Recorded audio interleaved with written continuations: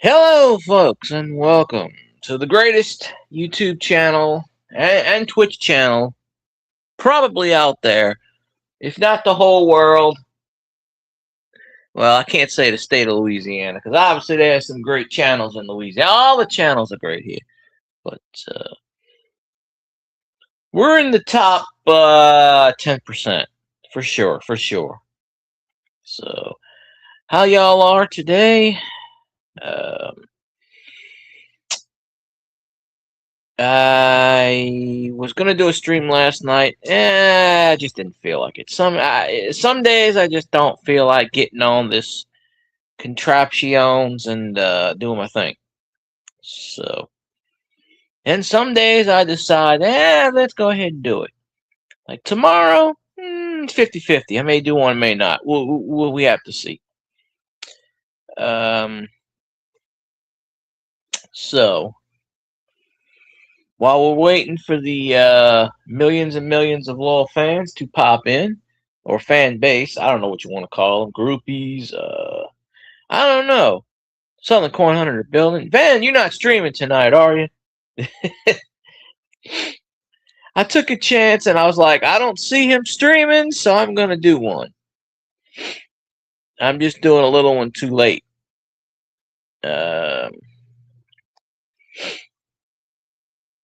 But I was on the last one, I think. Pretty sure I was. Not at home yet. Oh, I've been home all day. I got a rare 3 days off in a row. So I'm in day number 2 of 3. But that means I probably got to work at least, I got to work at least 3 in a row, Friday, Saturday, Sunday. Probably got to work Monday too. So that's going to be long because I don't get Saturdays and Sundays off and everybody else seems to. But I am going to request a Saturday, Sunday off and they're going to give it to me. I've had Fridays and Saturdays off and I've had Sunday and Monday, but I haven't had, my coworker's been there 6 weeks and had 4 Saturday and Sundays off in a row. So I must be doing something wrong. Or he must be puckering up and kissing the derriere. I don't know.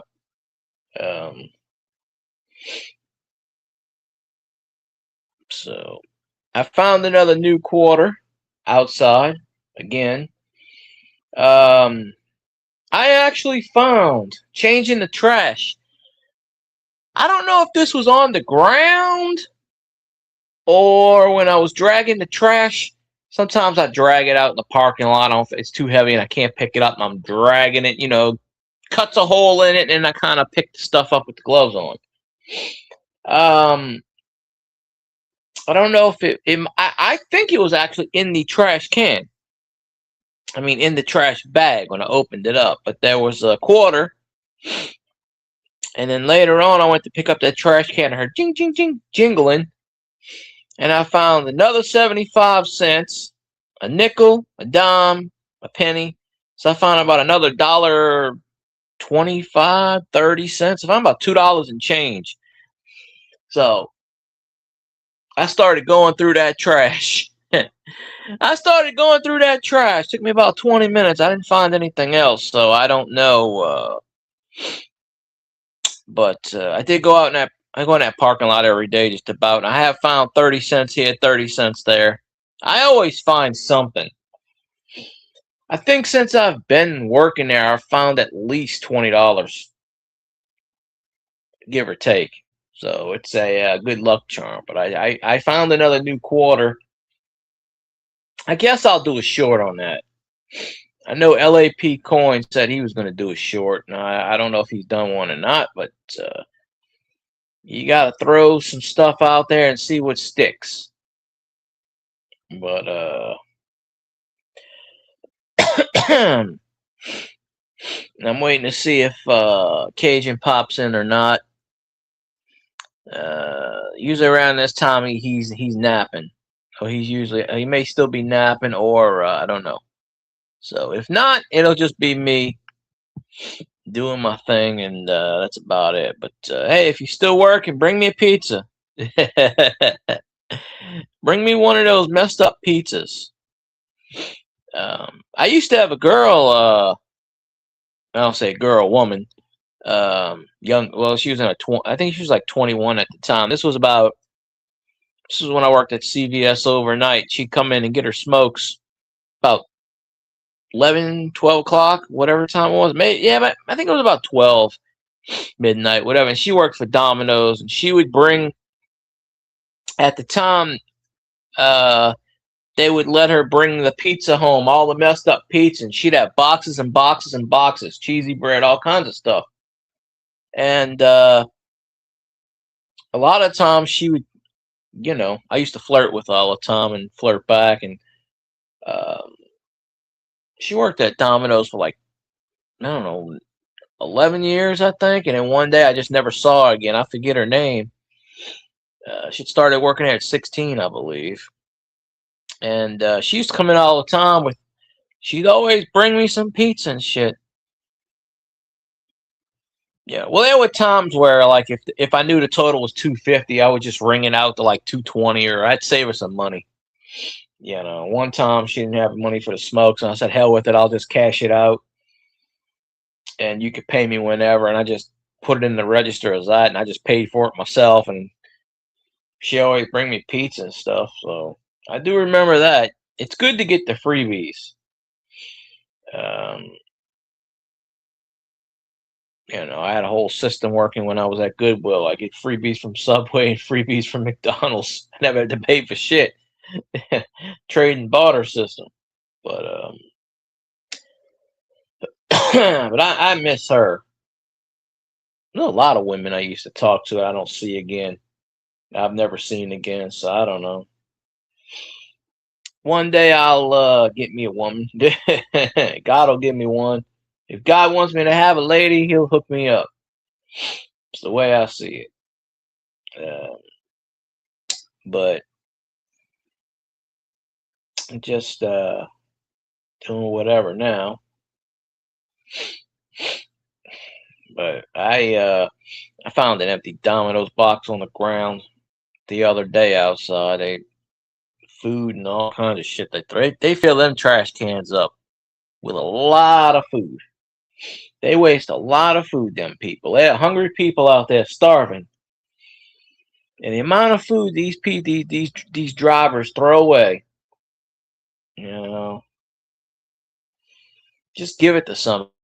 They haven't. I'm talking about food that's been eaten, but I'm also talking about stuff that's been unopened.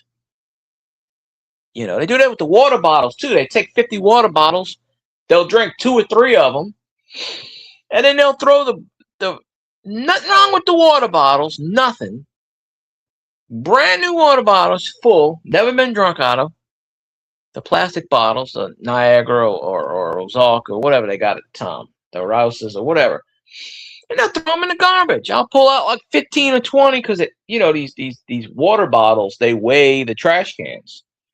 So I take them out, dump them out, and they waste so much of this crap. They should be allowed to take 2 water, 3 waters. That's it. That is it. No more. What you call it? But how can you control something like that? Is beyond me.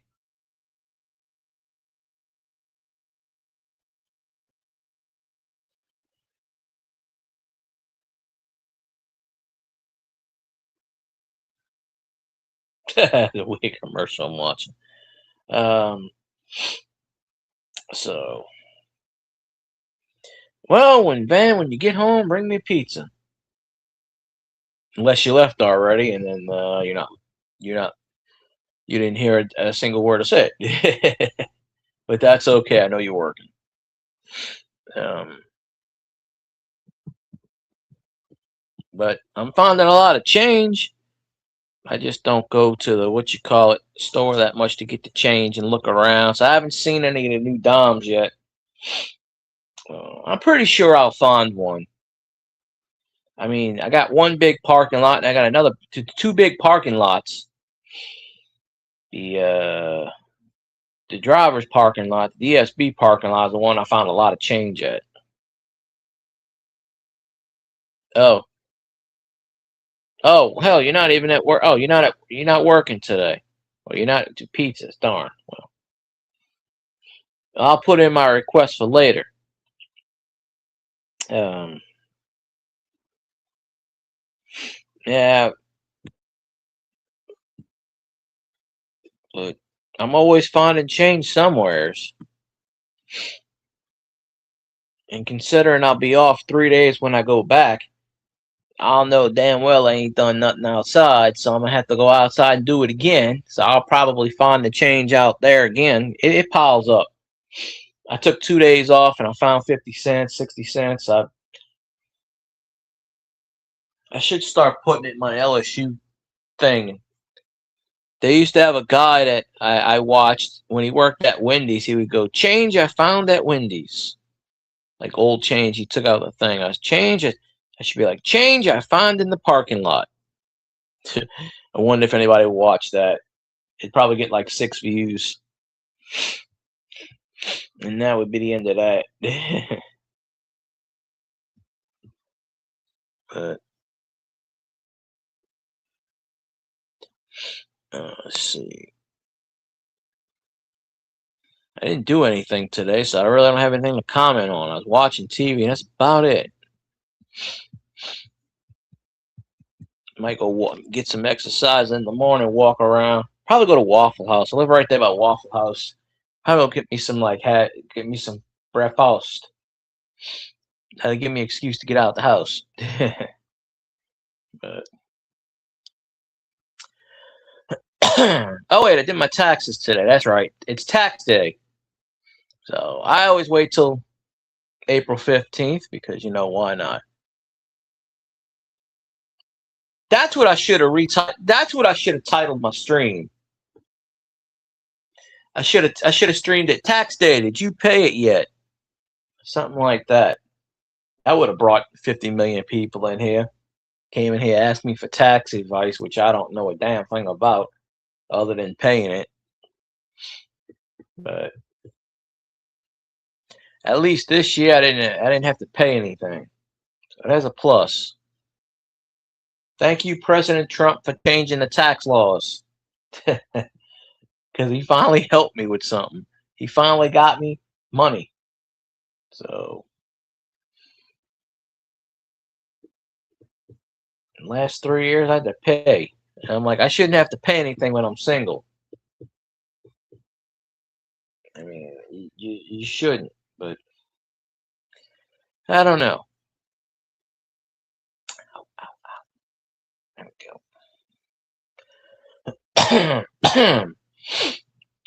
I still don't know what the hell LSU baseball's up to lately. They're sucking ass. I got to get Goose on here. I got to get when Goose Sports isn't streaming. I got to get him on the panel. Me and him have to have a discussion on what the hell's going on. That'd be a good discussion, man. What's going on. Maybe one of these days when he's not streaming, I could jump on his stream. But he's got the OBS. I don't think he does StreamYards. But I don't think he's streaming tonight. I don't remember seeing anything of his what you call it, but that's really how I wanted to start that's how I wanted to do my stream, do the games and this and that. I just don't know how to fool with OBS. Or I didn't at the time. I sort of know a little bit now. But I got this thing going on a Twitch land, but so many people that I know just aren't on YouTube anymore.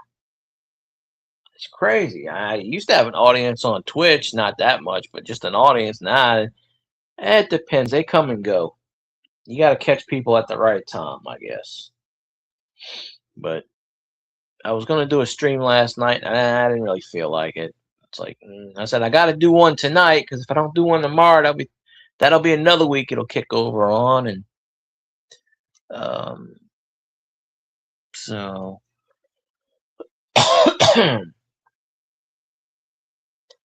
but when I go back to work, it's crazy.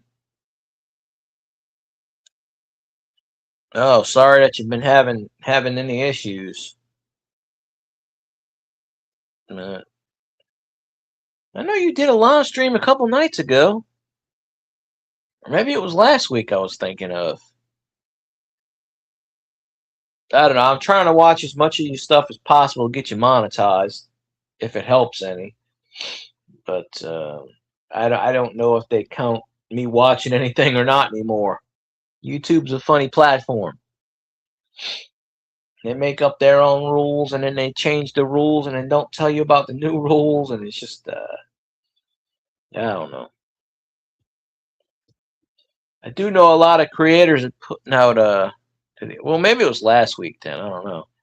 I do know a lot of creators are putting out videos of how views are down overall, and money's down overall, and I'm telling you, I always say, YouTube as sabotage. I've said that for years. People laugh and they go, there's no such thing. Well, you tell me. I mean, I'm not monetized, so it ain't affecting me one bit. But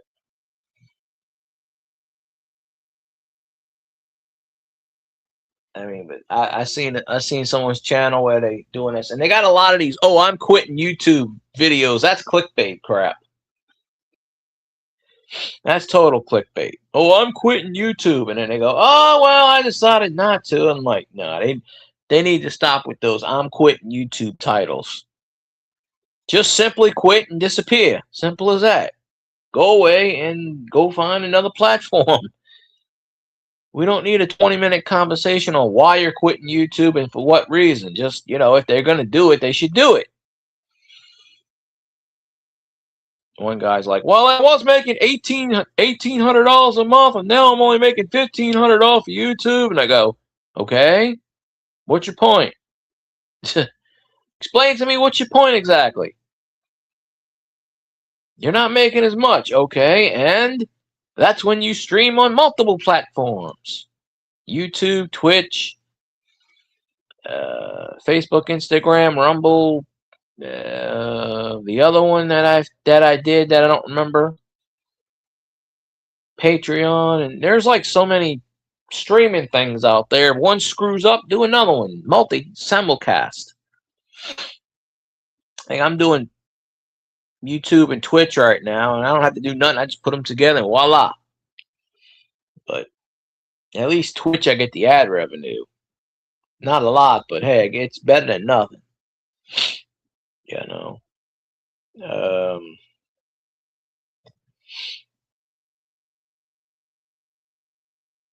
trying to see where, what you call it. Yikes. Something going on in that state. North Carolina? Something, that's not just a good state right now. But yeah, I'm sorry that happened to your parents. The lady my mom's watching is in the hospital right now. They don't know what's wrong with her. I mean, she's got congestive heart failure. She's had that for years, but I mean, they don't know what's wrong with her now. She's in the hospital. I just found out this morning that my grandparents' neighbor back in the day, Miss Dot, she passed away last month, and I just found out about it today. When somebody sent me a thing on it, and I'm like, what? That's insane. But she lived a good life. She was 98 years old. I had just spoken to her about right after her birthday in January. So, I mean, at least I think it was her, because with Facebook nowadays, I kept getting friend requests with her picture. So I don't know. Something had to happen where they both went to hospital at the same time. I'm telling you, something about North Carolina. I think there's toxic air up there or something right now with the hurricanes and the tornadoes, and something about that state right now. I mean, for both of them to be in the hospital at the same time, I mean, it had to be the same thing. I mean, that would just be kind of I don't know if they both went in for two separate things. That would be that would be odd.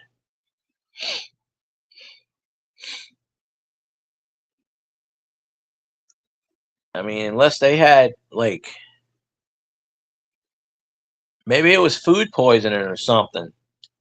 I tell you what, food poisoning messed up my mom about 4 or 5 months ago, and they found out she had pneumonia and stuff, and she was in the hospital 4 days almost.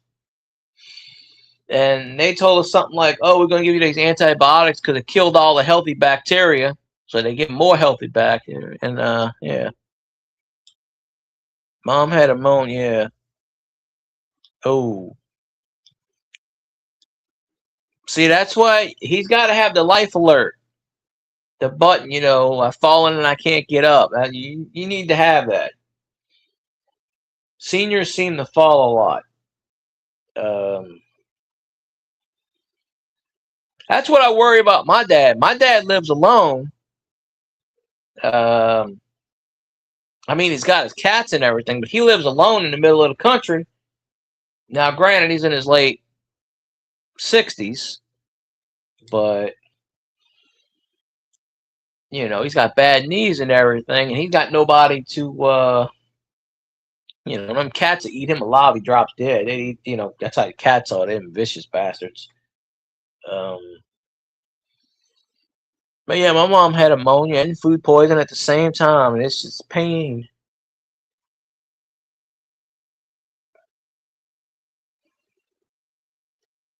I mean, I hope he wasn't.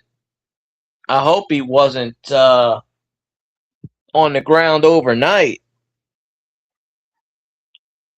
I mean, I hope they found him within time. Because the first thing to go with the seniors is the hips. And once you screw up the hips, that's it. You don't 9 out of 10 times you don't recover from broken hips. Because there's complications, and that's what that gets you. Something with the hip. I don't know why. Because I think there's like major blood vessels or something. Did this thing beep? Oh. Thought I heard it beeping. No, I thought that was Cajun popping in. No. Or my phone just went beep. Like, okay. But yeah, I hope they have a speedy recovery. Oh, Parkinson's. Okay. Yeah, that's not good. You're always shaking around and stuff. My my aunt um she's almost 75, and I mean, I just seen her a few weeks ago. She looked okay to me, but a lot of people have been noticing she's starting to get like the dementia, I guess, because my grandma had it. Both my grandmas had dementia. Yeah. I haven't had anybody with Parkinson's, but I'm pretty sure I'll get something like that in the future. I don't wish it upon myself, but I've had so many bumps to the head. I've been in car accidents. My cousin's kid is a nurse, and she said basically if you had any kind of concussion hit your head, pretty much around your 60s, you're either going to get Parkinson's or dementia. It's just a fact. And I said, well, as long as I don't get them at the same time. But hopefully I can avoid that because I've never went to the doctor for. I know I blacked out twice. Um, I probably had about 8 or 9 concussions. And we used to play tackle football. We didn't know any better on the cement. We didn't know shit. Well, first it was a lot. It was a vacant lot,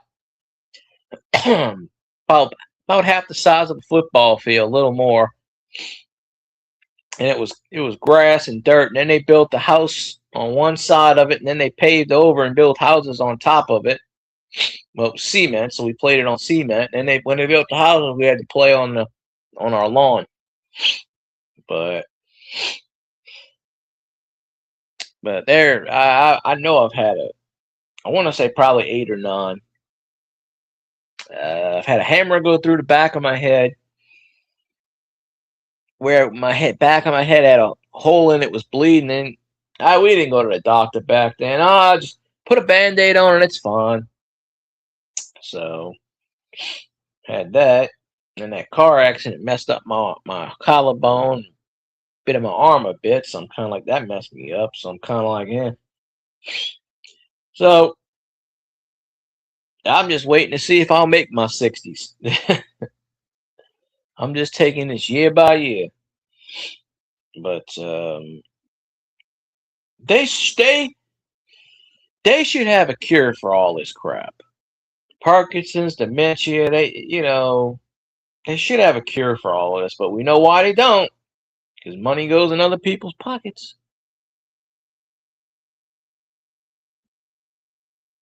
Oh. He can't see right. Oh, if anybody touches him, painful. Well, is he in a wheelchair? I mean, he walks about, or I mean, for him to fall down, that means he had to be by himself at some point, whether it was in the bathroom or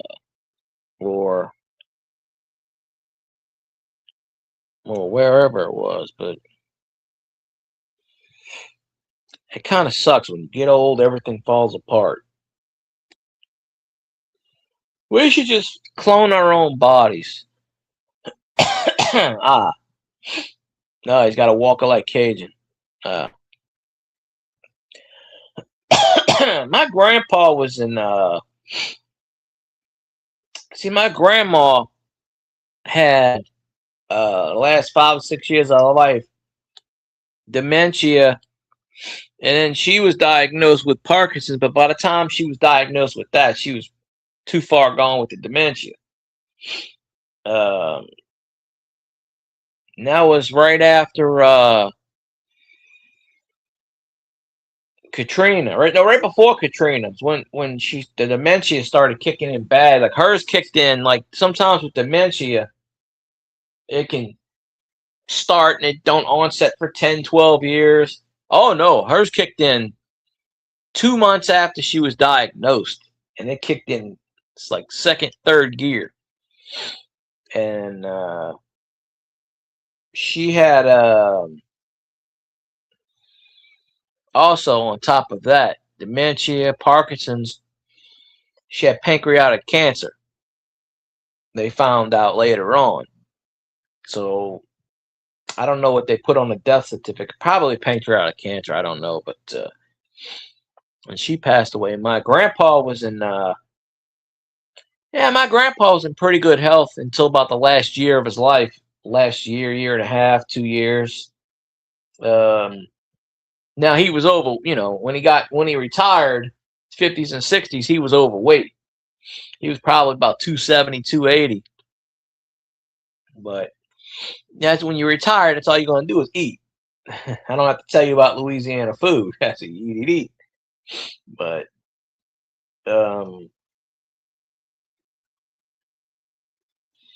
he didn't have to have a walker until the last year of his life, because he was in fairly good health, and then he had issues with his legs. That's usually the first thing that go. And I forgot what happened. I think he fell or he tripped on something. He had one of my cousins living with him at the time after Katrina, and I didn't like this cousin, and I don't know why he was living there, because he didn't help or anything like that. He was supposed to be there, take care of him, and this and that, and he would just stay in his room all day, never do anything. And my grandpa had this condition. I don't know what it's called, but he was in the hospital a lot the last year of his life. He checked in and out 3 or 4 times. He had this condition. It was something the white blood cells. They said he couldn't form adult blood cells, and they were like baby blood cells. So he was getting these blotches the blood blotches all over his body, like his whole arm, his back, all kind of. And they were trying to figure out, okay, let's see, we'll give you this, give you that. And um, so he lasted a while, and then basically got to the point where it was like, nah, they were getting ready to put him in hospice. And I'd seen him the day before, and I worked at CVS, and the hospital was right next to it. So I do my 9 p.m. to 7 a.m. and I walk over there, spend 2 or 3 hours with him, and I go home. And they were getting ready to put him in hospice, and he passed away. He they actually said he died of natural causes, but I don't think it was. I mean, so he was 88.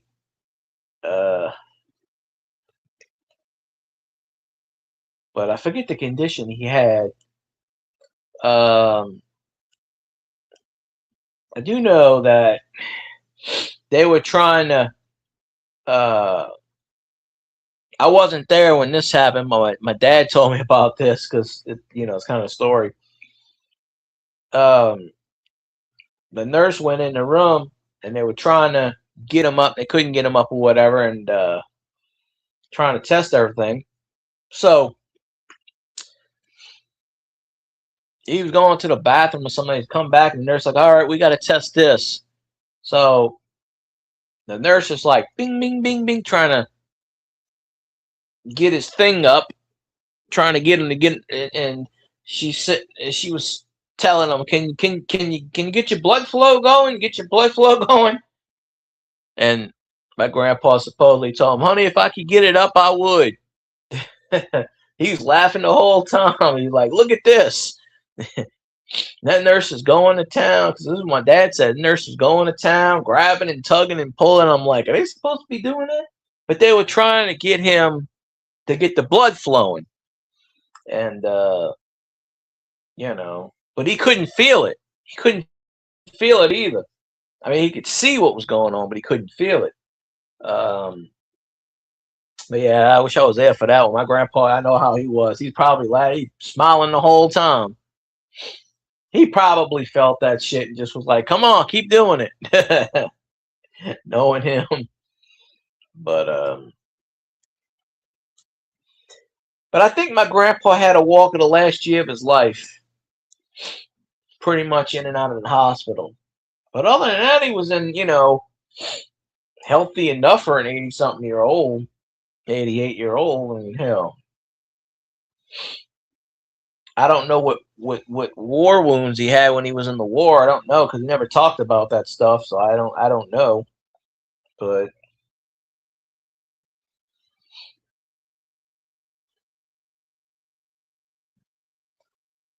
I mean, but heck, shit, I forgot what year my grandma died. I want to say 2008. Hey, Colt, what's up? I want to say she died. I know my grandpa died in 2013. I do know that.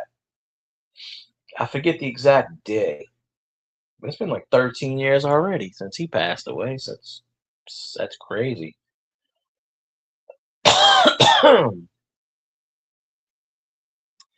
But if I ever get to the point where I can't walk, just put me out of my misery.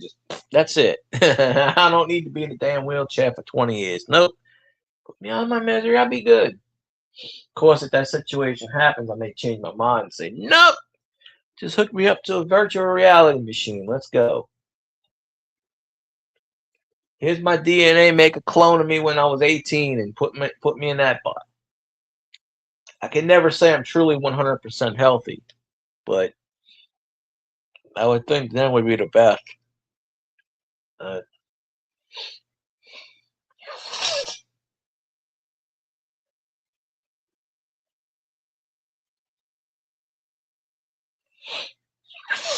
Man. Let's see.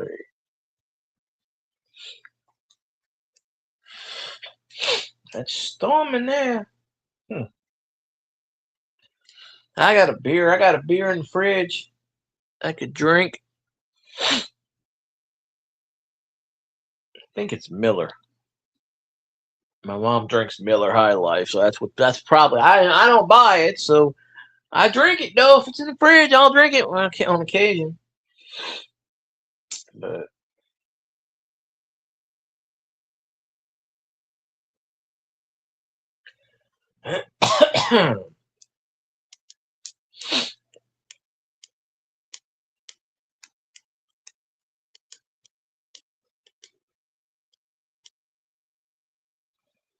I don't know if anybody's sitting around in the Twitch land or not.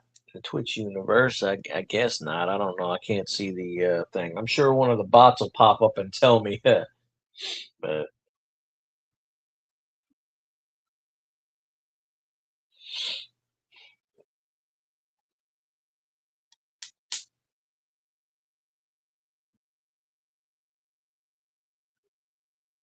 a lot of the people I used to watch their YouTube streams have been streaming lately. A whole bunch of them have been streaming, so I don't know what's going on. But I'm finding new YouTube channels to replace the ones that aren't streaming. So there we go. I just can't get those people on my stream. I go on theirs, I just can't get them to come on mine, but that's fine. I don't worry about it too much. Just do what I got to do. I do my thing, and I don't worry about what others think. So I'm waiting for the NFL draft in a few weeks. I know the Saints are going to pick all good players. We're going to get rid of our shitty players and send them to, like, I don't know, one of those teams that suck. Detroit, Minnesota, Atlanta. Oh, excuse me, Atlanta. Because Atlanta worth a thing.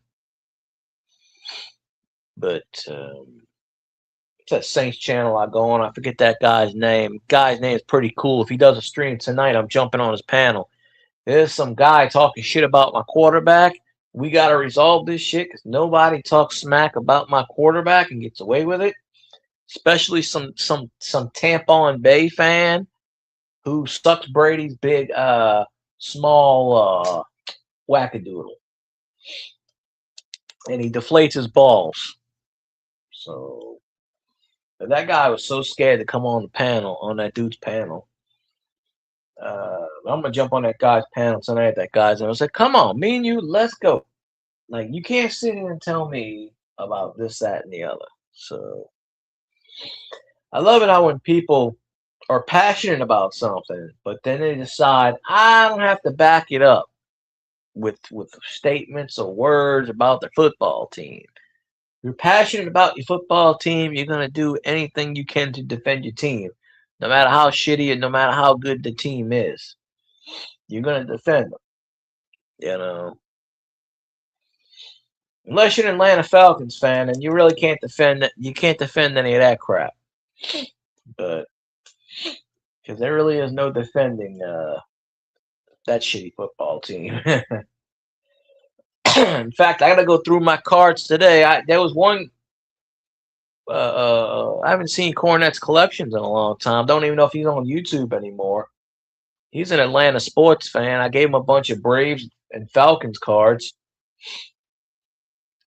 I'm going to go through my collection and start burning the Falcons cards. I know I got a bunch of them because I'm kind of downsizing shit. So, if anything, I'm setting those things on fire. Be like, Chapter 1. Here's a Jeff George card. Well, that was a Jeff George card, folks. It's now more valuable because the one I had was burnt. I know I pulled a Jamal Anderson card out of a fire once, so I should have left the damn thing in there. There was a bag years ago on the side of the road. It was on a, what you call it, Xandron in the building. Must have heard me talk about how good the Saints are. A superior team, sir. A superior team. I don't know why they got the draft in Pittsburgh, but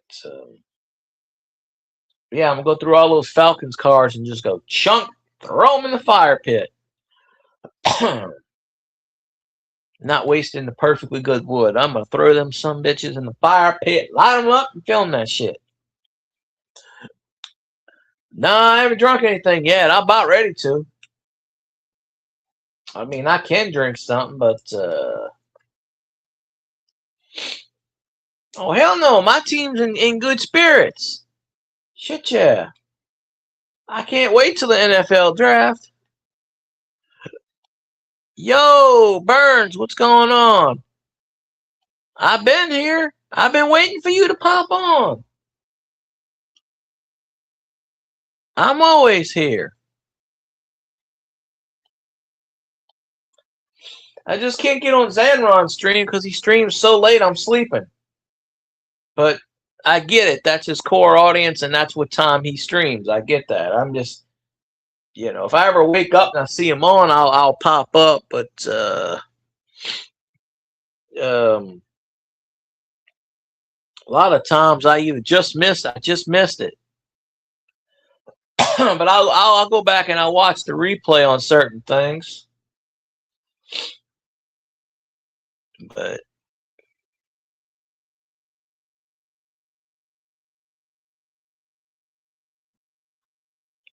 did you change your name on? You're not Mitten Monster Mayo anymore? Well, I mean, I go to work at 7 o'clock in the morning, and I don't get off till 6 o'clock in the afternoon. So, and then usually by 8, 9 o'clock, I'm sleeping. So if I happen to get up at a certain time, I'll just be like, hey, whatever, but post every blue moon. I get you. I was going to do one last night, but I didn't feel like it. But I did pop in the other night in your stream for about 5 minutes. And then I fell back to sleep because I couldn't stay up. And the phone's going wonky again, so I don't even know if I'm being heard. Phone just likes to go wonky. So, okay, there we go. My phone likes to spaz out. Let's see. I went up in your stream and you were posting something about a drag queen. And then I almost threw up because then you had President Trump and Hillary Clinton screwing each other, and I said, nah, that's where I draw the line. That's where I draw the line. I said, good night, folks, ladies and gentlemen. That was like the second or third thing I saw, and I'm just like, all right, that's it. I had it running, and then I conked out. Next thing I know, I woke up and the stream was over. So I was like, I don't know, 4 or 5 in the morning. But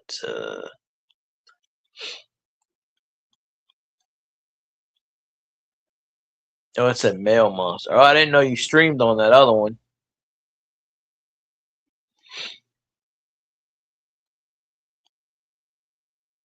But I'm not avoiding you. It's just that I'm sleeping when you're streaming. That's the thing. So I try to jump in as much as I can. So,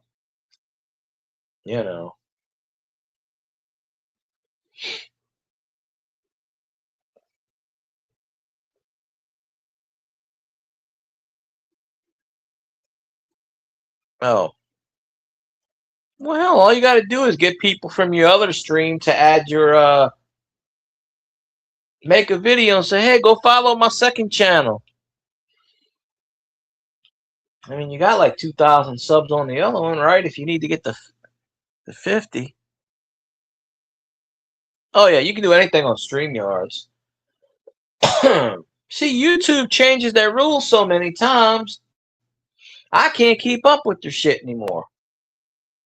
But, or you can do like I do, and, oh,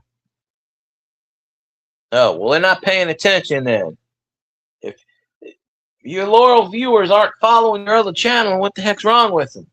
Because you have a constant core following of at least 15 to 20 people I see when I'm in there. Give or take, more or less, I'm sure, because it fluctuates. But you have that core audience. They should go follow you. Hell. Your core audience will do anything you want, but Get a buzz while listening to the fuzz. Yeah, I added that radio scanner on my phone app because I used to. Well, I actually lived across the way from a fire station. I used to, and I'd always hear the damn fire go off, and I was like, I used to have it on my laptop, but yeah, I don't know. I can't figure it out either on that situation. I don't know.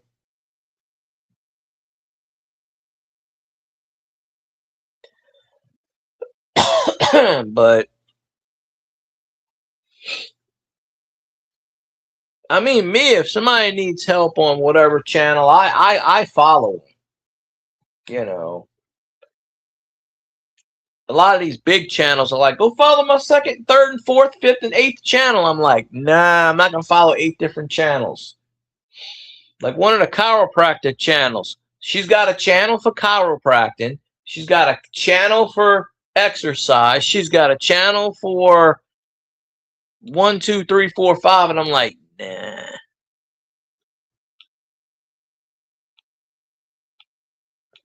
Oh, I know you can. I know you can see the graphs when you're monetized. Yeah, it'll tell you who's watching it. It'll tell you what. It'll tell you all that stuff. Yeah. Oh, I know. I mean, I've never been monetized, but I know tricks of the trade. You know, seeing other videos and stuff, so I know exactly. It'll tell you exactly what state they're watching it from, where, you know, so you can kind of get a sense of who's watching and who's not. You know. But me, I'm just telling you, I haven't been in there. But I mean, I was in there the other night with that thing, but most of the time I'm dead sleeping because I got to get up at 6 in the morning. So I'm literally I'm out. Uh,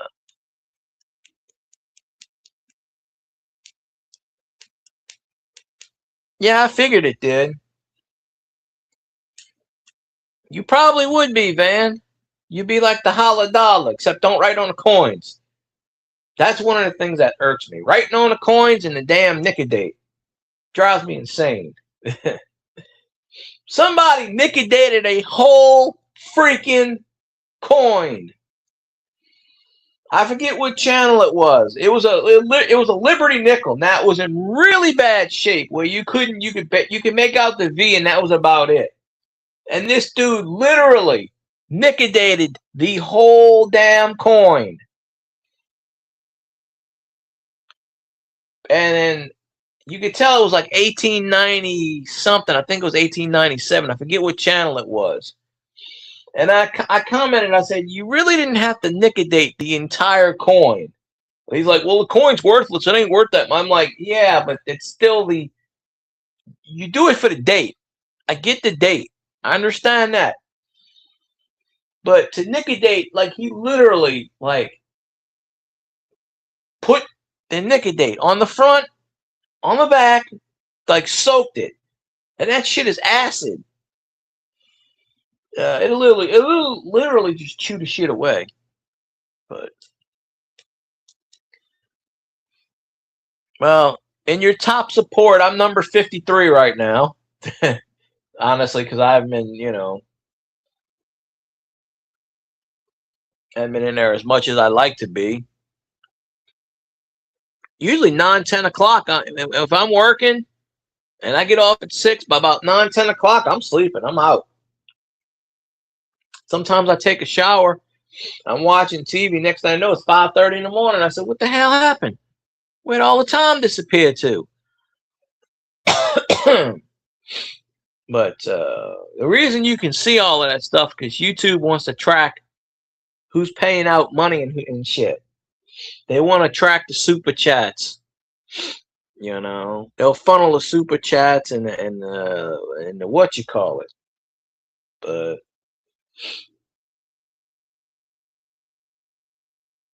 I kind of know who watches me now without being monetized. You know, you can kind of tell. You can kind of look at the things and kind of tell, okay, let's see, it's US. Well, I was like this, and this. And but you don't see names and stuff on it. But when you're monetized, it's more like level A. You go from level B to level A, or level C to level A. I don't know what it is, but somebody was doing a live stream yesterday on Half Dollars. And had a whole bunch of Susan B. Anthony's. It was like 1979, which is the first date. And they were talking about the rim, the wide rim, and then they had a bunch of presidential coins. And he goes, this is bad shape. He goes, I don't need any of this. I'm turning this back into the bank. And I said, shit, give it to me. I don't care how bad the shape's in. Give them to me. I got every dollar coin I've collected. Every 50-cent piece I've gotten in change, I've kept. Every dollar coin I've kept. Susan B. Anthony's, Sacagaweas, I got them all.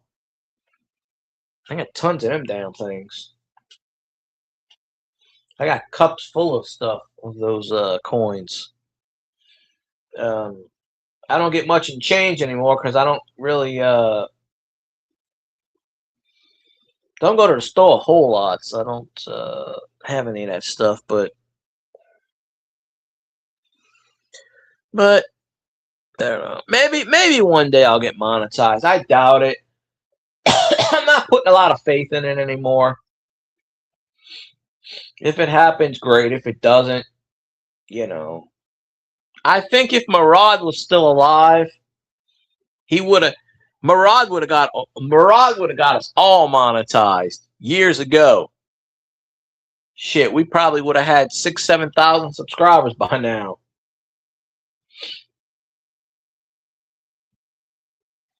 But life is funny.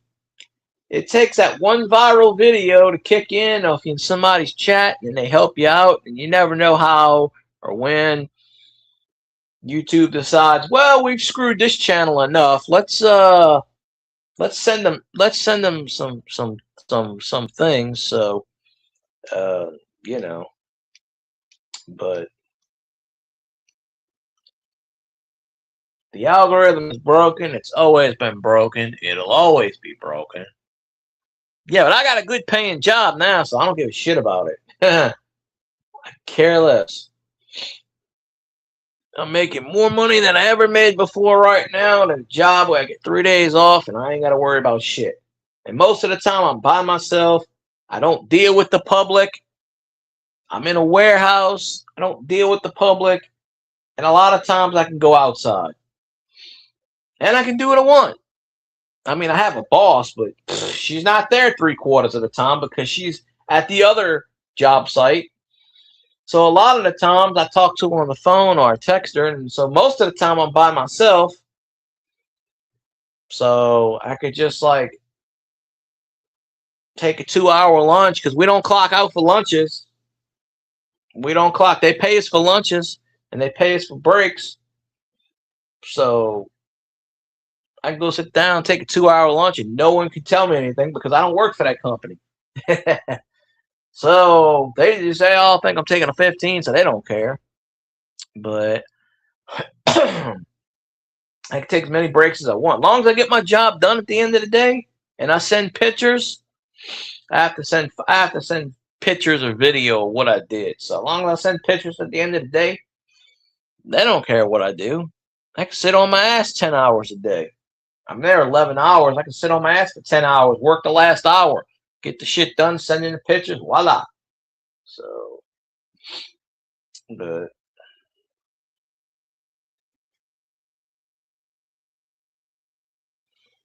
I don't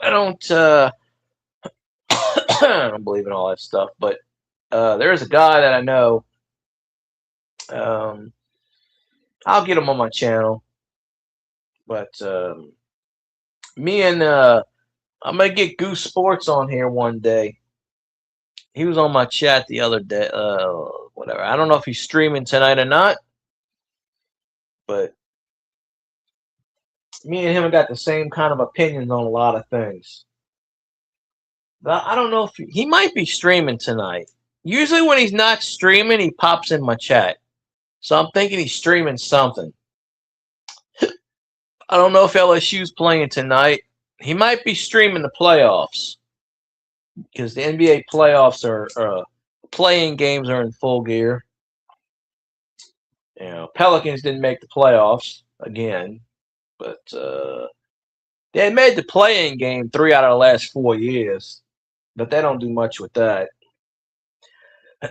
We got stuck with I don't know. I don't know how Joe Dumars is going to rebuild the Pelicans. He can't do much worse than the last two people.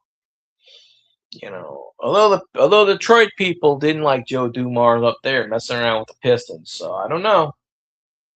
But you know, Joe Dumars is from Louisiana, so Gail Benson said, "Yeah, come on down." She gave him a lot of money to come out of retirement. Come on, let's go. I don't give him a lot of credit for rebuilding those Pistons teams because by the time he got there, Larry Brown put that shit together and voila, they won a couple finals and Joe Dumars just happened to be the GM and you know how much GM do you get? I mean, with us, he's the vice president of basketball operations and the GM, so we're kind of But I mean, David Griffin, the last one, didn't do much of shit, and Dell Demps before him didn't do anything. So we haven't had any good management. And the Pelicans are like the redheaded stepchild. You know, we inherited the Pelicans from Charlotte, the old Charlotte Hornets when they moved to New Orleans, and then they were New Orleans Hornets and became New Orleans Pelicans. Because our basketball team was stolen by them pricks in Utah, which refused to give the name back. There is no Jazz in Mormon land. I'm sorry, there's no Dixie Jazz in Utah, especially Salt Lake City. There's salt. They may have a lake, and it's possibly a city. That's about it. There's as much jazz in Utah as there's Dallas cheerleaders in Utah. None. So, and they need to give us the damn rights back. See, Tom Benson named them Pelicans because he had owned the rights to the Pelicans. See, what Tom Benson did when he was alive is when Charlotte came back into the league, he gave them the retired jerseys. He gave the Hornets name up. He gave it back to them and said, "Here, you can take it. I don't need it." You know, unlike the pricks in Utah, nope, it's our team. It's our name. We're keeping the name. It's like there's no jazz. Like Los Angeles Lakers. There ain't no damn lakes in Los Angeles. That goes back to the Minneapolis Lakers. The Los Angeles Lakers came from Minneapolis, Minnesota, the land of 10,000 lakes. But they kept the name Lakers, which makes no freaking sense. You know, it just makes no sense to the region. So I sincerely hope one day that the Jazz come back to New Orleans. We call them New Orleans Jazz again. But the Pelicans are like the redheaded stepchild. They're not gonna, you know, now they're getting money for this, and this, but they're not really gonna win anything. And then they got Zion, who complains every freaking year about this, that, and the other. He's always injured. He wasn't injured a lot this year, but you know, one of these days that kid's got to grow up. He's like, what, 25 now, 26? That kid's been on Pelicans, I think, like 7 years. You got to grow up already and stop, you know. This dude's banging all these porn stars, making all these babies and shit, embarrassing New Orleans. Like almost 300 pounds. He don't diet and shit. He eats anything they give him. Dude getting $30 million a year, and he acts like he's a spoiled kid. They ask him, "Oh, you can play, right?" "No, I don't feel like playing. I think I tweaked my knee. I think my toe hurts. My ass hurts tonight. I'm not playing." He done missed like 500-something games in his career. He's not even a damn center. He's a power forward or starting forward. They tell him to lose weight. He won't lose damn weight. They tell him to do A, B, and C. He's like, "Nah, I'm good." He don't want to listen to authority. So, you know. So the way I see it is I think we should trade his ass and get some picks back. But I don't know. Every time we get a new GM, we lose our number one pick. And we don't even have a number one pick this year, supposedly. We traded for DeJounte Murray, who didn't do shit. He was injured all year. Whoever has the highest pick between the Pelicans and the other team, it goes to the Hawks. So if the Pelicans get a top four draft picks, we don't even get the draft pick. So that's what I'm saying. Pelicans should draft at number 13. We can get our pick and trade it like we always do and not get anybody in return. That's another thing. We draft all these damn international players and we never claim the rights for them because they don't want to pay any money for it. So it's total nonsense. So I don't get it. NBA and Pelicans drive me crazy. But I know my Saints are going all the way next year. No doubt in my mind. We got Tyler Shuck. We got all these good players. We might even draft Jeremiah Love or Carnell Tate from Ohio State. I don't know. We're gonna number 8. We're gonna draft a good player. We're gonna have a good player on our team,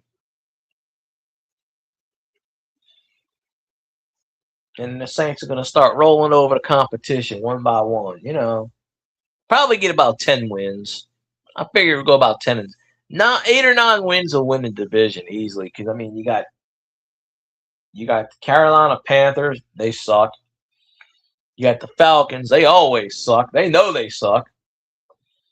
And then you got the Buccaneers. Well, they're the Succaneers, so they really do suck. I mean, they, you know. So I mean, I'll really 9 and 8. 9 wins is gonna win the division, maybe 10. So, and I figure we sweep the Falcons, we sweep the Panthers, and we sweep the other ones. That's 6 wins right there. All we got to do is beat some non-conference teams. I forget who we play this year, but all we got to do is beat a few of those teams. Get the 10 wins, and it's not really that difficult in our division to get the 10 wins. claim a spot, claim number 3 seed, 4 seed, playoffs, and then just keep winning some games. Especially the NFC South has always got to play Dallas in the first round. Dallas sucks ass, so we beat the Cowboys. There you go.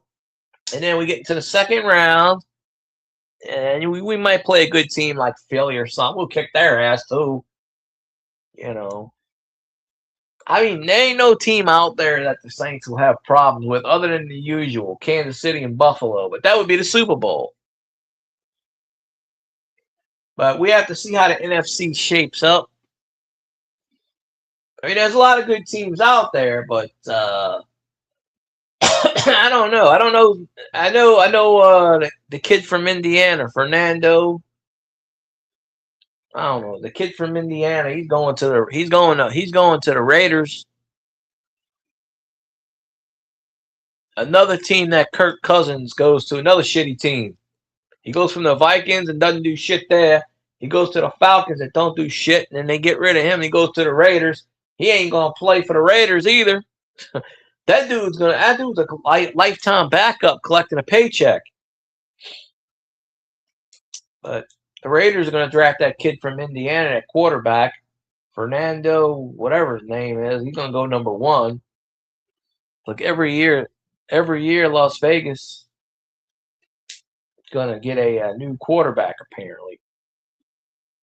But Saints got 2 good quarterbacks. The third string went to Kansas City. Good riddance, because whatever. We'll get a draft pick. We'll get a draft pick from him next year. Probably a 4th rounder. Comp pick. But Saints have 7 or 8 draft picks. They might trade up, or they might trade down. I have a feeling they're going to trade up and get draft picks. Instead of trading down and get a shitload, they're going to trade up. A lot of people think they're going to trade Kamara. I mean, if they do, they do. But honestly, I don't see that happening. But I mean, if the Saints can get a lot of draft picks and get a lot of good players, I'm for it. I don't want to see Kamara leave. They already pushed out Demario Davis and signed with the Jets. They haven't re-signed Cam Jordan yet. They haven't re-signed Taysom either, so I'm disappointed there. I mean, there's still time, but it's it is what it is, and they're trying to get rid of all the the Sean Payton era is dead. It's been dead for 4 years. Let it die, but still bring back the good players like Cam. Sign him to a 1-year deal. Taysom 1-year deal. Kamara's got another 2 years left on his contract. I don't know why you get rid of his ass. He's been injured, but still. But I like Travis Etienne. See, all the Saints got to do is just sign all the LSU players, and we'll never lose a game. That's them. Trade for Chase and Burrow. We never lose a damn football game. I mean, there's enough talent from NFLSU. Like, they should do region drafts. If you went to school at LSU or you were born in Louisiana, you are coming to the Saints. You ain't got no damn choice. Saints would never lose a ball game. The amount of talent at LSU alone, the Saints would never lose. No. We have the entire 2019 team on the Saints. Shit, we have Justin Jefferson and Chase on the wide receiver slots. Joe Burrow, quarterback. Good Lord. And you can't blame Chase and Burrow for the Bengals sucking. The Bengals are always going to suck. They let their players go. Just wait until Mike Brown lets Burrow go. Shit, Saints better jump on that chance. They better pay Burrow what he's worth. Give him $300-400 million. Get his ass to New Orleans. Man. Appreciate you staying around, popping in. Well, I'll watch the video unless unless you're doing a live. I don't have to go to work tomorrow. If I'm up, I'll be in there. I'll be in there.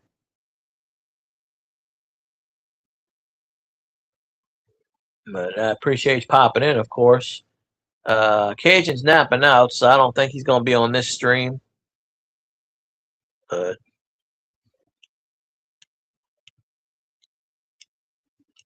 well, you never know. You might do a live stream. You might see a weird accident. You might see the homeless, the bum fights. Film that shit. I always like to watch those things. But you never know.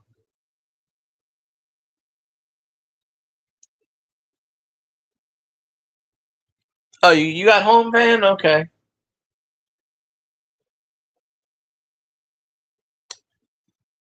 Yeah, if I'm up, if I'm not sleeping, I'll pop in your live, of course. You know that. I think I'm getting too old. I can't stay awake too long. I took a nap earlier, so I'm fine. But I mean, all I gotta do is sit here and look at the TV like I'm doing now, laying down, and I'll be out. Are you going live tonight, Van, or what? Because if you go live, I'll end my stream and jump on yours. Because all I really want to do anymore is about an hour, give or take.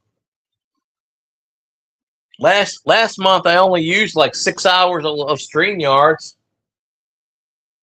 So I didn't really do many streams. I got to the point where I was just like, But talking about, it's never too late to do a live stream. I'm doing one. It's 9:30 at night. It's never too late to do a stream. Watch. You're not going to do a live stream. You're going to find it. You're going to find another V nickel or a Buffalo nickel. I'll be like, see.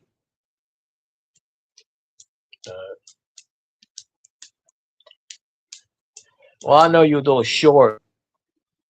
post it that way. I never did do coin roll hunting. I never did. I used to go to the bank all the time. I don't have a physical bank now, but I haven't had one for years. But when I did, I used to go to Hibernia or Capital One, because when Capital One took over Hibernia, go cash my paycheck, put it in my account. I never thought to buy rolls or anything like that. I just never did. I never thought to ask the tellers if they had 50-cent pieces, dollar pieces, etc. I think I've watched pretty much every short you've done, just about. But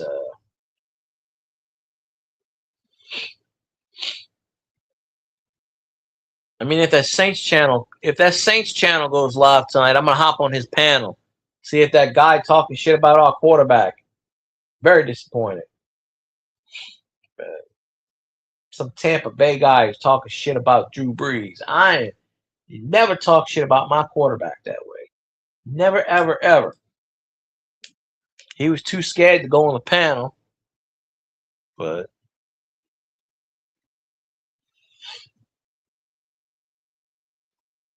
Shady Brady and his deflated balls. When you got to cheat to win 4 out of 7 of your Super Bowls, something's wrong there.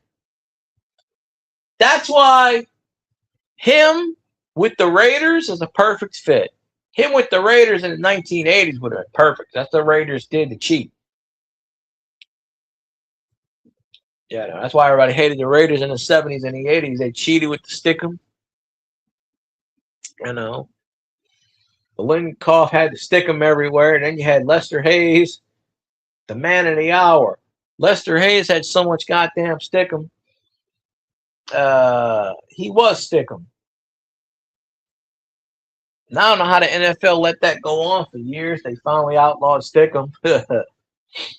Now they let them wear the stupid gloves. And then they just put the shit with the gloves and it just sticks in their hands. But I don't know.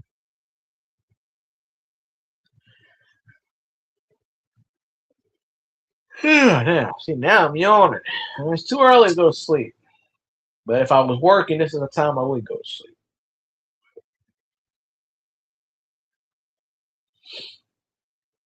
But I ain't going to be on too much longer, probably. I figured Cajun's taking a nap. He'll just be waking up. Watch, he'll just be waking up, pop in the stream, and I'll be like, I'm ending the stream. I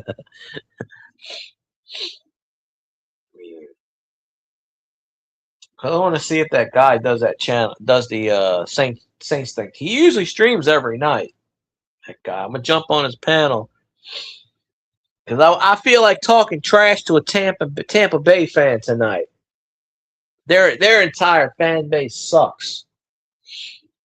I really hope a Falcons fan jumps in his stream because I love taking them all 3 of their fans to task.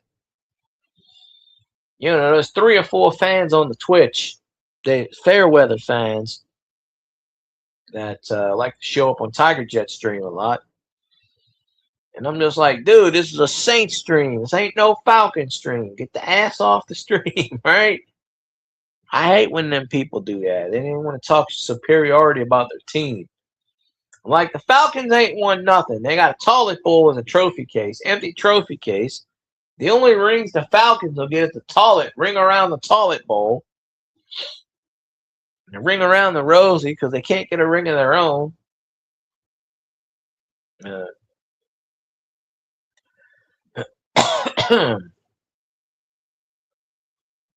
It's just, I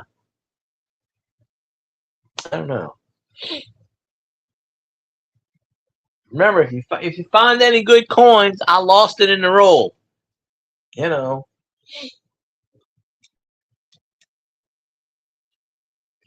got a bunch of pennies that I put in rolls myself. I already know what's in there. I can open them up and pretend I'm doing coin roll hunting. Be like, hey, look, I found these rolls of pennies. Let's open them up. There ain't a damn thing in here. Well, you never know. Some of them channels, I swear that's what they do. I got no proof. I got no proof in the world that they went to 15 different banks. I'm sure some of them did. But sometimes the way they speak, there's some of these people, like that channel that I watched recently, bought $463 of change from all these banks. And I go, did you really go to all these banks to get all these rolls? Maybe he did, because he did get some silver quarters out of a few rolls. But there are some of these channels that I swear I'm watching this 10, 15-minute video, and how do I know they got it from the bank? Unless they show the box. But some of them go, oh, I went to the bank and I got some loose change, which does happen. I get that. But I'm thinking in the back of my mind, did they set that up? It's like when they film out, when they're digging out in the forest and all of a sudden they found an 1824 dime or something. And they go, oh, look what we found. And I go, and then they'll pull it out. And I'm like, yeah, that kind of looks staged. But because there's some of them, like one guy I was watching yesterday, and he's like, I opened up the roll. I already looked at the coin, so I know what it is. But I'm like, yeah, you know what it is because you planted it there. See, me, I wouldn't do that shit. I would open it up live in front of people and say, okay, look what it is. When you just do a video, you just have to take their word for it. But it's like the first words out of their mouth. Well, I already opened up. I already saw what it was, but I'm going to pull it out for y'all anyway. Oh, look, it's ... Okay. Well,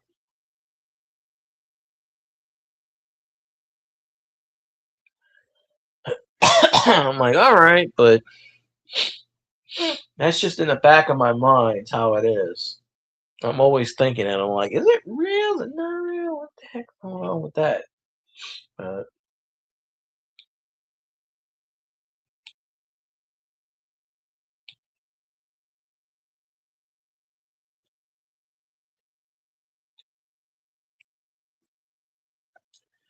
Mrs. Walltown Best in the building. How you doing today on the Twitch? So for once, I didn't get a Twitch bot. How's Mr. Walltown Best? Who Dat Nation? Is he still recovering from his injuries? From I don't know when I saw that. 3 tornadoes in 3 days. Tornadoes in Wisconsin? Today they had a whole weather. The whole Midwest had tornadoes. Here it's been partly cloudy. We had 20-mile-an-hour winds yesterday, or the day before. It was windy today, but luckily we're not in that tornado zone. A couple of weeks ago, we had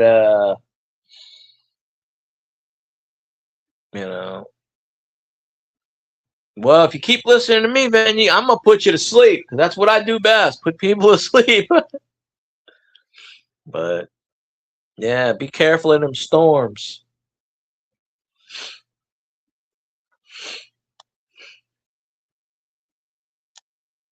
Yikes. We've been in a rain deficit out here. It drizzled here and there, but we hadn't had a good rainstorm in 6 weeks, 8 weeks. I think for the year we're like negative 6.5 inches deficit. So it would make sense if we get a lot of rain in a certain amount of time, but I don't think we would. Yeah, them weather patterns are crazy. See, around this time, we get a lot of weather from the Gulf. The moisture from the Gulf comes up, and they got a high pressure. That pushes it down on us, and that's why it rains. But they've been having a lot of lows lately. They got that pressure that's stalled over the Midwest. That's making it where it won't rain here. Some kind of weather term they said about that. I didn't see the weather today. It was sunny all day yesterday, but when I was working, it was Mostly partly cloudy, a little sunny. One day last week it was raining, but it rained all day, but it drizzled. But it drizzled heavily. But it wasn't to the point where and that was the first time it had rained in probably 6 weeks. So we're in a pretty good deficit down here as far as rain. But knowing how it is, you know, you just now you lost power? Oh, damn. No. Me, if I lose power, I lose my internet. I don't have a thing on my phone, but I have a mini generator. So I would plug it in. I plug in my TV, my internet, and my adapter to my phone. And I had it on for 8 hours one time. And my thing was at 99%. It went from 99 to 74. And that was after 8 hours of continuous use with my internet, phone, and my TV. Of course, with the TV, I got to run an extension cord. I have an extension cord here. I got to run 2 extension cords because my TV is on the other side of the room. But I've done it. I just don't plug in my antenna because, well, no, I have to plug in. Well, no, I don't plug in my antenna, but I can still pick up like, I could pick those up on the phone. Like I could pick up WWL or WDSU or Fox 8 on my phone. Or 26 if I had to pick that up, but they don't really do 26 don't do the YouTube that much. They do the videos. They don't do the live YouTube. But mostly Channel 4 and Channel 6. A couple of weeks ago they were doing a live stream about what was it? About no, now that I think of it, I was doing a lot. Was I doing a live stream that night? It was about no, I don't think I did a live stream. It was about maybe 3 weeks ago or a month ago. I think it was about a month ago. I want to say it did storm heavily here, heavily. It did storm that day, and they had threats of tornadoes because I was supposed to go to work and the next morning I did, but my mom was texting me and she was like, "Hey, tornado warning at 10:30 at night, so make sure you jump in the bathtub." You hear that sound? I'm like, Said bathtub ain't gonna help my ass. I said I ain't getting out of bed. Said let the roof go. Ain't my house. But then they extended it. It was about 11:30, 12 o'clock before they took all the tornado warnings and stuff, watches down, and I had to wake up at 6, go to work at 7. I said, well, I gotta get some sleep now. I said, if I'm sleeping, a tornado hits. It was still raining until about 2 o'clock in the morning. I said, well, I done fell asleep through one tornado. I can do it again. I've only been through one tornado. Because we don't really get tornadoes in Louisiana. However, Tornado Alley is shifting. So now they include Louisiana in it. Not only that, apparently in the last couple of weeks, Louisiana's had 2 earthquakes. And I'm like, what is this shit now? We've never had earthquakes. Now all of a sudden we're getting tornadoes and earthquakes. I said, it ain't enough that we get hurricanes. Now we got to get all this other shit. It's apparently Louisiana's weather capital of the world. So I don't get it. I don't explain it. I don't know anything. It's just but they had 2 earthquakes, and I think Kentwood had one, and somewhere else had it. I'm like, apparently they got tectonic plates in Louisiana now. I wasn't aware of. Everything's shifting. Tornado Alley shifting now. Now we're sort of covered in it, I guess. And I'm like, lovely. But last year, no, 2 years ago, they had one hit, a big one hit down here, the other side of town. They tore up everything. Car dealership. It tore up the McDonald's, threw the sign from one side to the other. It was pretty damn devastating. But I hope you get your power back, Miss Walltown. I hope you do. But I mean, it's late. If not, just take a nap and go to sleep. Or I mean, if you got your internet, obviously. Well, hopefully you still. I don't know. I guess you're still here. I don't know, but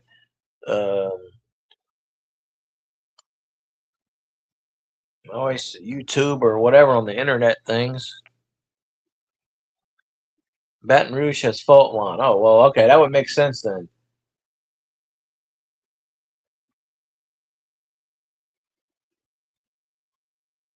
Probably the Mississippi River. That's a fault line in itself. I think they said something about Baton Rouge had an earthquake recently. I thought that's what I heard. I don't know. I hear a lot of weird shit lately. But yeah, it's like now we got the earthquakes and the tornadoes to have with the hurricanes. Although they said that hurricanes, Nino's ending, La Nina's starting to come up.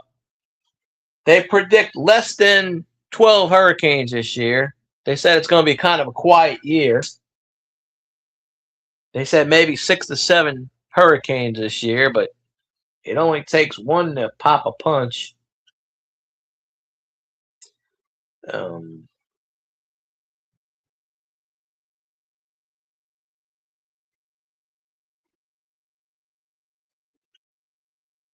Yeah, it's funny. They never told us Baton Rouge had a fault line. Old Huey P. Long probably knew about that. LSU's got a hey Cat, what's up? Yeah, Baton Rouge has got a fault line. It's called when LSU shakes the stadium, the earthquake game. When they did a 3.2 on the Richter scale, I think it was, and kind of hey, you missed Zanron. He said he was going to do some cop hunting, cop watch, or something. He said he was going to go out there and patrol the streets like RoboCop. Because somebody's got to do it, damn it. And it might as well be him. So that's about what's going on there. But he said he might do a live tonight. I said, well, if I'm up and I ain't sleeping, I'll do one. I mean, I'll do one. If I'm not sleeping, I'll come in it. But it does stream so late, I can't get in it. He knows that. I gotta, But tonight's the night when Zanron finds the bum fights and he films them, and he gets $1 million.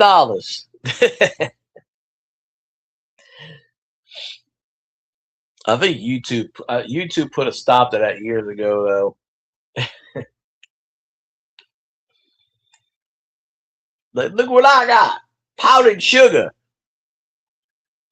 Shit, that would work. That would work in New Orleans. You get the powdered sugar from the beignets. You don't need no crack cocaine. You give them bums some powdered sugar. Shit, they'll go at it right now. Shit. You don't tell them what it is, but they're gonna know what it is by looking at it, and they smell it, and shit gets all over them, and they'll know. They'll know then. But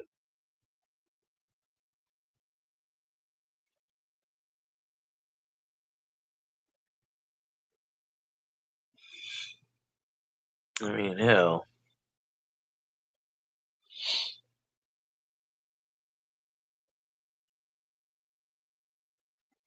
Oh, I didn't even smoke. All right, pop on. I was only going to do an hour, but hell, I'll do another hour. Hell, since you're here, why not? Oh, the first channel was live. Well, there's always something or somebody. There's always somebody streaming.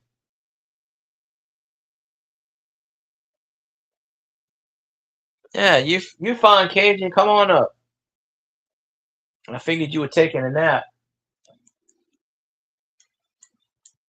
Now I can get all the people to come in now. I can get 50 people to come in now. Why not?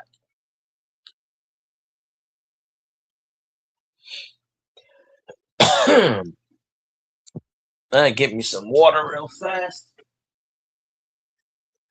I don't feel like disconnecting my phone. Alright. Give me about 1 minute. Let me get some water. By the time I come back, Hayden will pop up on what you call it.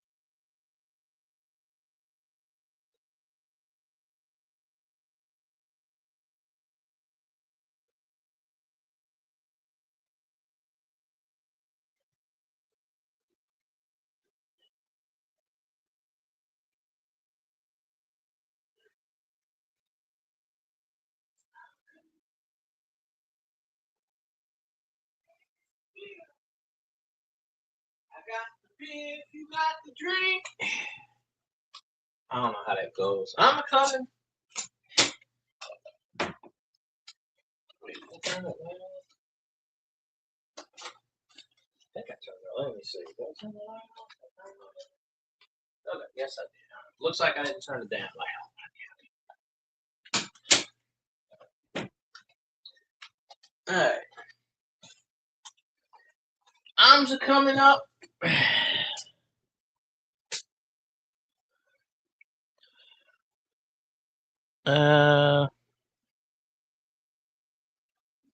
I get it.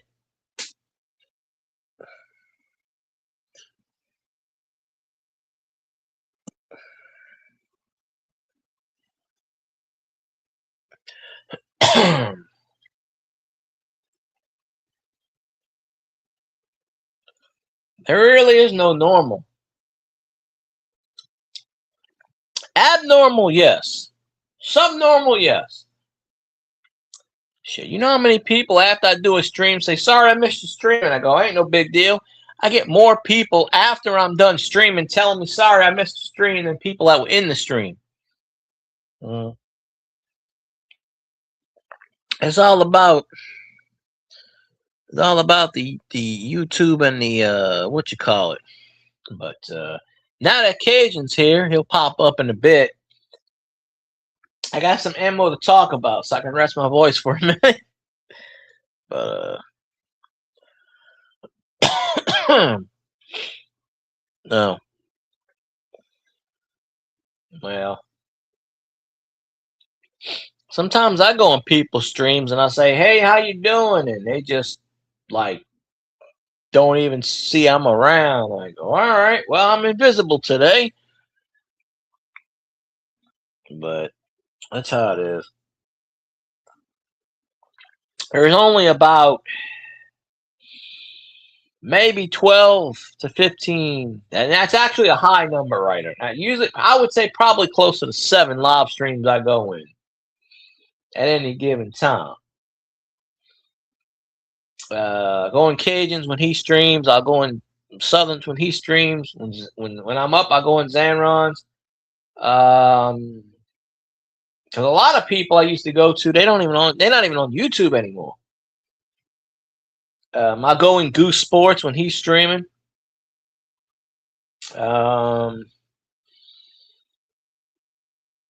There's a few others. I just can't remember. I just can't think of who and what and where and how. But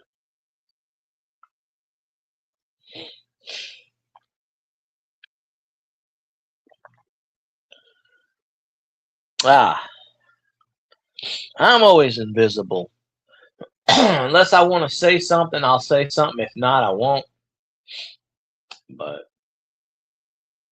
if you don't say something in somebody's chat, YouTube don't count you as a view, so it doesn't make much of a sense anyway. But they should count it as a view. There's no requirement to speak on there, but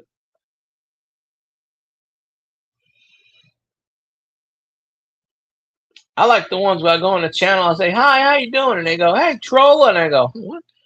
A lot of people used to do that. I used to go up in the chat and I would say hello, or I'd say greetings, and they go, "Oh, I haven't seen that person before. It's a troll. Let's ban him." I go, "Okay, I didn't realize that was a bannable offense." I didn't. Or I'd say, "Hey, what's up?" And they go, "Who are you?" Cult is back. I didn't know he left, but he's back.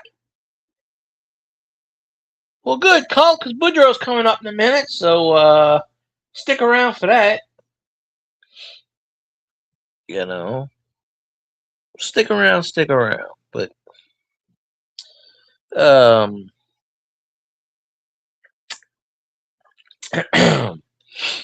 need all the people on the look. Speaking of that, see, I told you don't come around. See, Boudreaux brings all the people to my chat because without him, there ain't nobody pops in anymore. All right, hold on. We're gonna add the ad. See if the phone wants to work. It's up.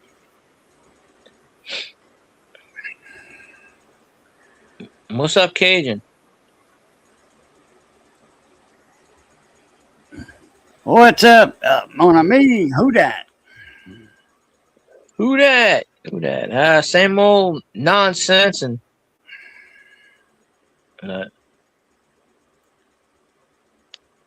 Well, I'm done an hour. Live goes by. You get people in, you get people out.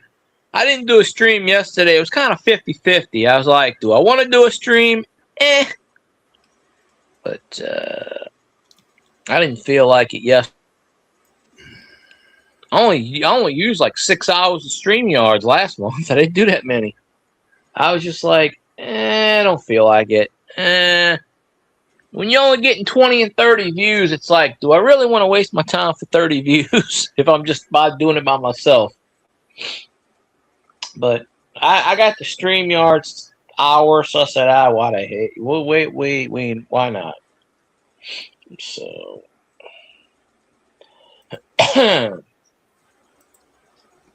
I was on 2 of the last 3. I was in buffered and ended. Yeah. Shit. Well, that horizontal thing that they do, it doesn't. Huh? I was gonna go live today, but I wanted to make sure everything's hunky dory. Since Spectrum did an upgrade down here in South Louisiana, pretty sure everywhere, but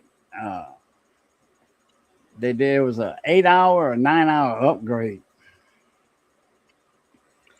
Van the Man, what's up, Miss Cat? Cat, how you doing? Colt, what's happening, mon ami? Van, check your email. First I heard about that. Did a big upgrade. I got 3 or 4 emails about it from Spectrum. I didn't get anything. They didn't do it in your area, I guess. Well, hell, my major hub terminal or whatever is not far from you. It's in Slidell. Yeah, Slidell right north of New Orleans there. So, well, they raised my damn freaking thing $10 now. Raise my internet every couple of months. They raise it $10. It took 8 months this last time. Almost a year. It took, but it went up. It was 57, and it's 65 now. So they went up $8. Mine started at 60. It was 100. Now they want 110 just for my internet. So I was gonna get rid of them a while back because they got that other Fiber? internet because down here it was on the fiber, the Vexus. That's right. They started down here and it's like supposed to be the same thing for $49.99 a month. $49.99 a month for 3 years. But also Spectrum is price gouging because I got a suit with the Top Action class lawsuit. It's a website. You know, if somebody's over, you know, like this or that, and it says, "Has you been overcharged by Spectrum? Did you sign a plan?" I'm in a 3-year plan. It was supposed. No, mine was a 3-year plan, and they said normally it would be like 200 something, but you're gonna get it for like $50, and over time it's gonna go up. But they said year by year, not every 6 months. Who told you that? The salesman that went to your house, or over the phone, or what? It was a over the phone thing when I moved because my modem was out of date, and they gave me a new modem, and they upped the speed, so they say. But I know it's Spectrum thing because my brother used to run the thing with the arrow, you know, the speed thing, and he would say, "This is what you're supposed to get, and this is what you're getting," and it wouldn't even be close. You're supposed to get 12 GB and get like, you know. Spectrum does have a 1 gig, you know, per sec and all that. That's the fastest. Well, they got some faster, but anyway, there was a salesman come knocking one day on the door, and there was a guy I used to shoot pool with in the APA league, you know, the American Pool Players Association. Anyway, but we had a team. We wasn't on a good team. We were the team, me and that guy. Anyway, he was like, "Boudreaux, man, come here to sell you some cable, you know, internet." So I said, "Start talking." And he was still outside. So he said, "Well, how'd you like to get Spectrum for $29 a month?" I'm like, "Come on in." Doors open, come on in. Yeah. And we had it was $20 a month. And then it was $10 for phone, you know, landline. So it was $30 a month. And he said, I says, "Damn, y'all got a good deal going on." He said, "Yeah, Trump made a new thing that all cable companies and internet companies, he didn't say cable, have to give people, fixed income people, a break on internet, not gouge them, you know, not charge all that." So he says, I said, "Well, how long is this locked in for?" He was like, "It's not really. It's the same old no contract thing." So he says, "It's going to go up a little bit every year or so." I'm like, "Okay." And sure enough, I mean, it started off at $32, $32, and that's with a home phone now. And now it's $65. Yeah. But if I wanted to, I could drop the house phone, and my internet bill by itself would be $35 because the phone is $30. So I got that option. I think I do anyway. If I drop the phone bill, they'll probably go up on the internet. They'll say, "Oh, well, you dropped the phone. Well, that's not part of the plan anymore, sir. So now you have to go to." Well, actually, I added that phone to that plan. I was going to get just internet for $19, you know, and then I said, "Well, let me get the house phone," because I didn't have to get the house phone. And like my buddy said there, Thibodeau, he's like, "This is something that Trump made. This is 6 years ago. Okay, this is when Trump was in the first time. Trump won. Yeah. So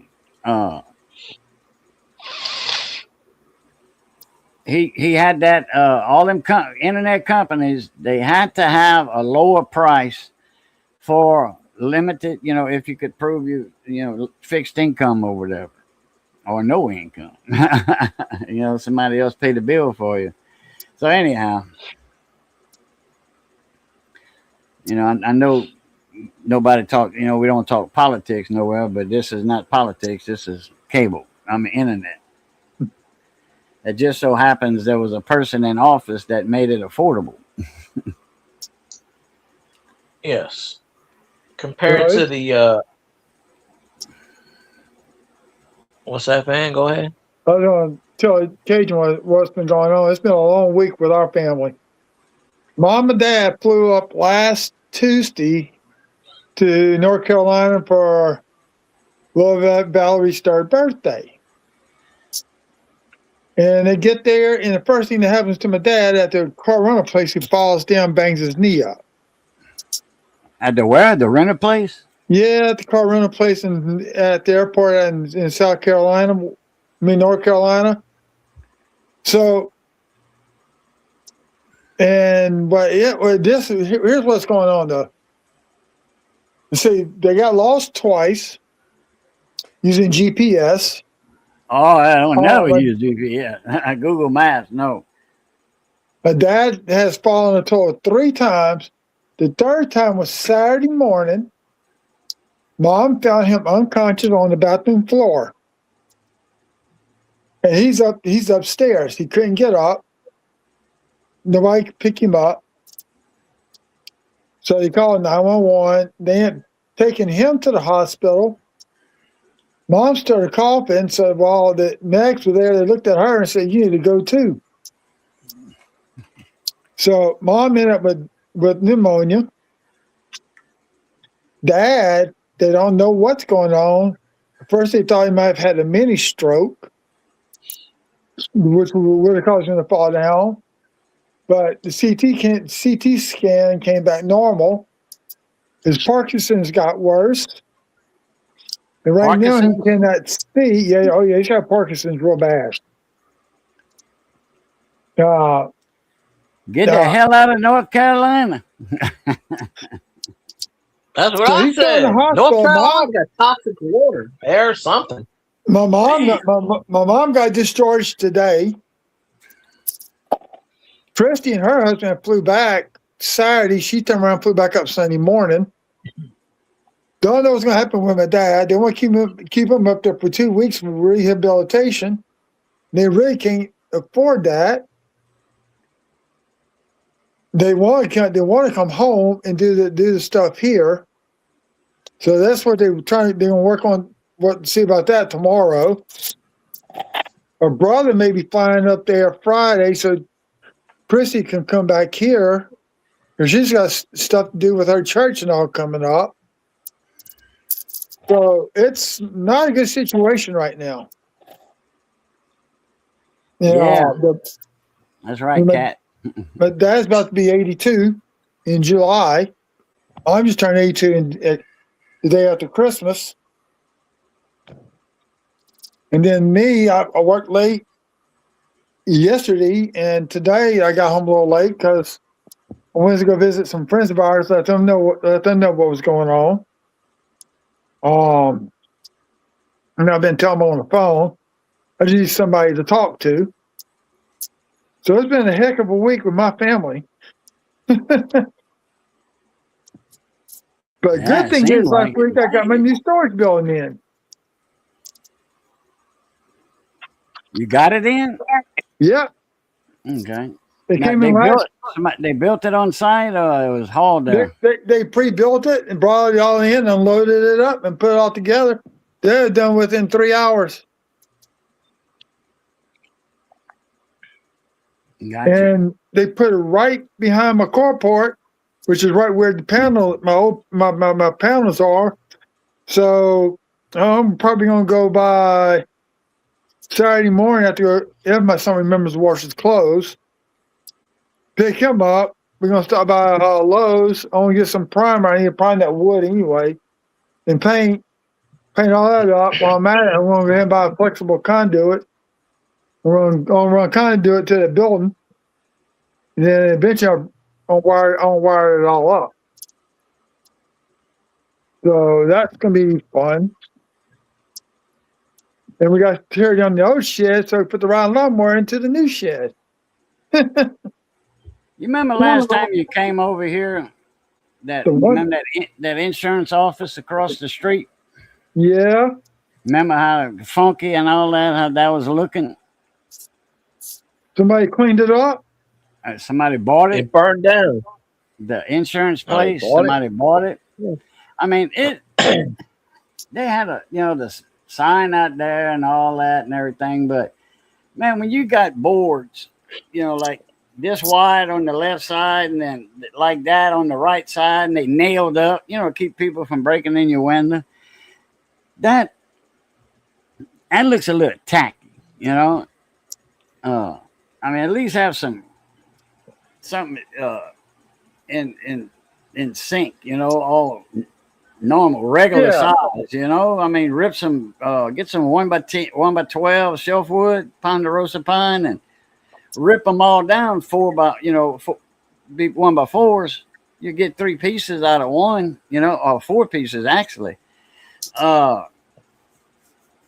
and screw them, paint them nice, and screw them to the outside of your window frame, and you got something nice, make them, small. Yeah. Well.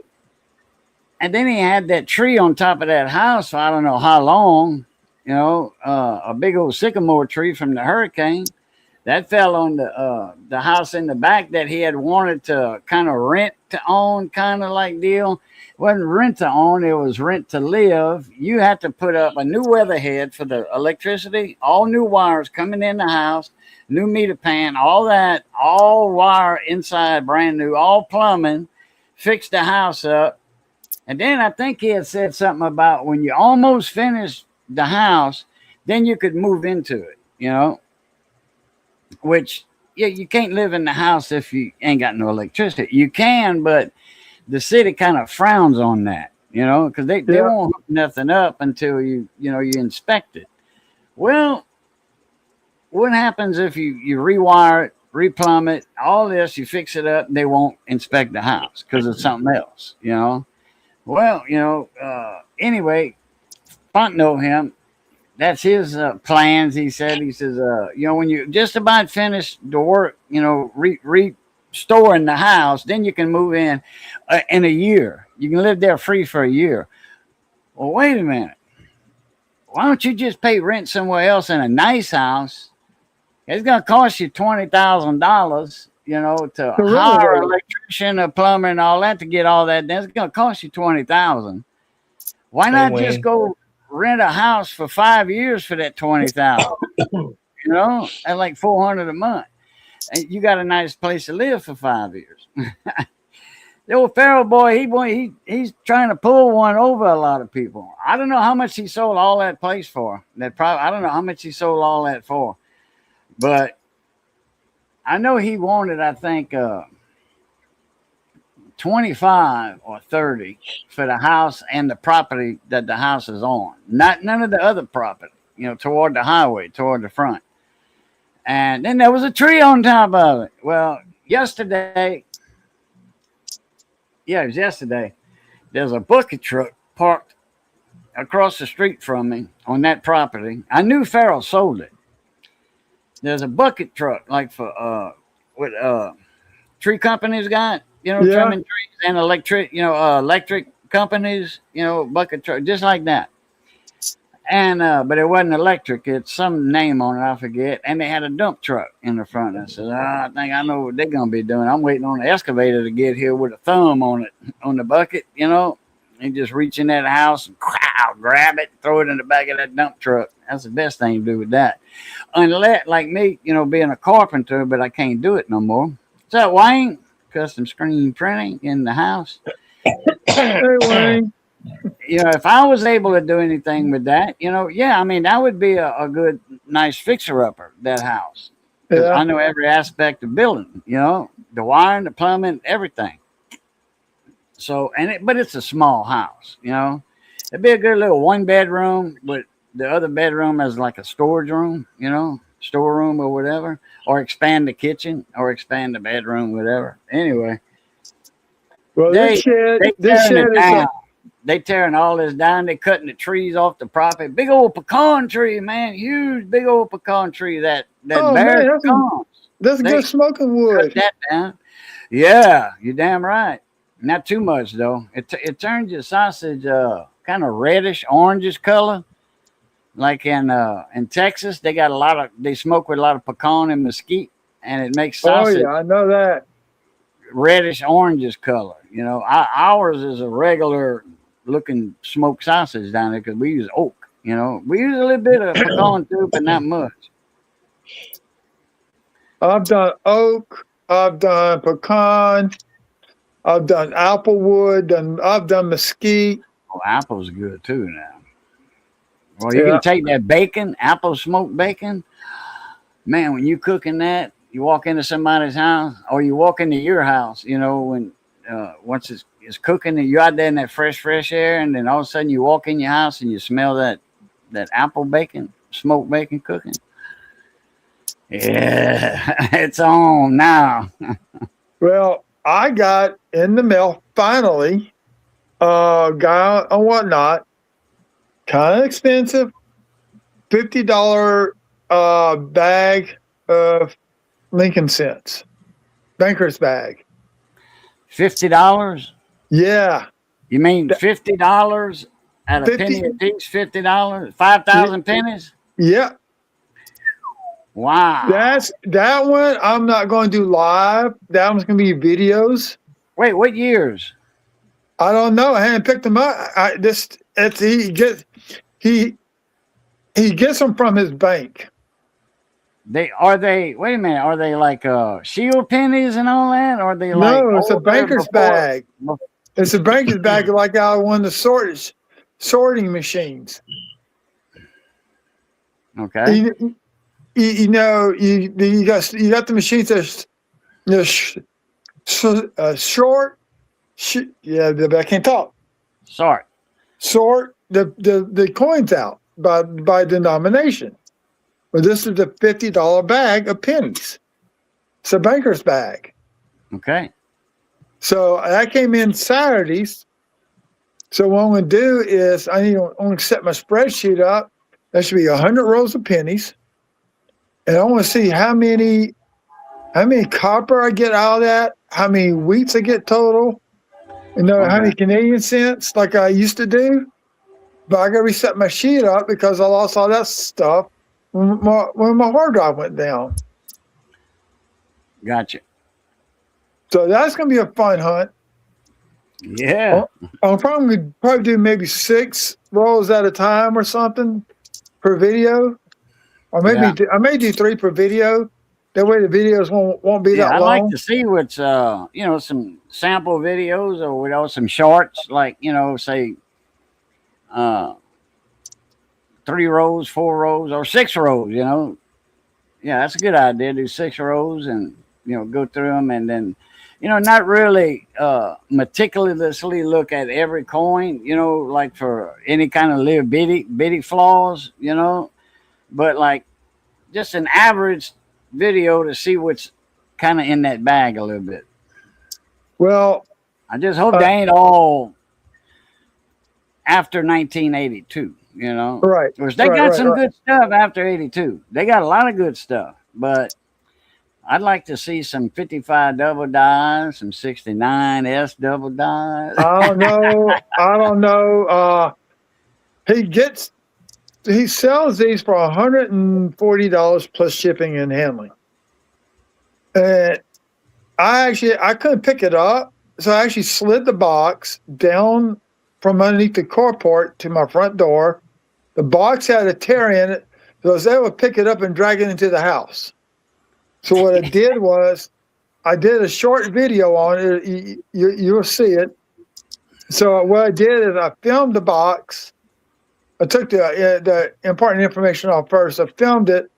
Then I actually had to put the phone down to cut the top off. And yeah, it's all pennies. Now he's had it before where one guy bought like several bags, and he's gotten quarters and dimes in the bags. Yeah. So you never know.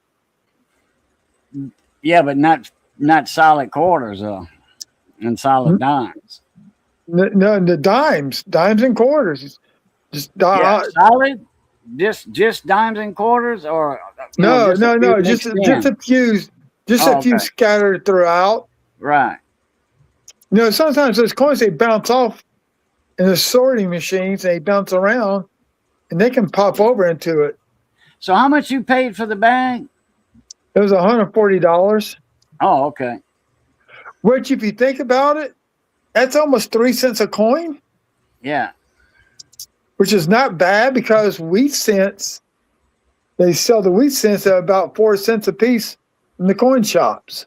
There's coin shops that pay 2 cents for your average wheat cents. They pay 2 cents. On good, better wheat cents, I think they paid 3. Hey, you remember Ron Finds Treasures did a couple of videos on that Flint, Michigan arcade, and they got penny rolls from the 1950s or the 40s or the early 50s. There was a guy that bought a roll in a off of eBay in an auction. He made a video. He was a collector. He don't have a lot of videos on it. Anyway, he hit the jackpot on one of them rolls. He hit the jackpot. Wow. I forget which one was it. Which pennies were. There was like several. 09 SVDB, I want to say, in kind of prestige condition. Okay. Put it this way, that roll was well worth $70. Oh yeah. $60, whatever. Because Rob, he found some damn good coins in his rolls. And but this other fella, man, I don't think there was a 55 double die because that was before. I think that I think it closed before 55 or after 55. So anyway, he hit some big coin in there too. A couple of big coins in there that's worth in the 4 digits. 4 figures. Yeah. So, before I forget, because I almost forgot. For Easter, let's see, we had a house full. My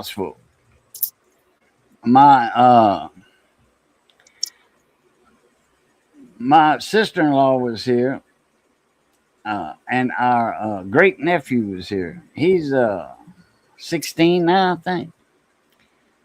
And he's like, he did donkey.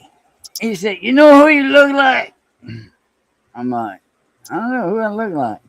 He said, "Damn, I don't remember the guy's name," but he said, that cartoon, it's a Cars cartoon or whatever. And I'm like, I don't know. I said, when you think of me, let me know. So he was looking it up on his phone, and he said, "This one right here, Tomater." He says, "There's a guy in that cartoon."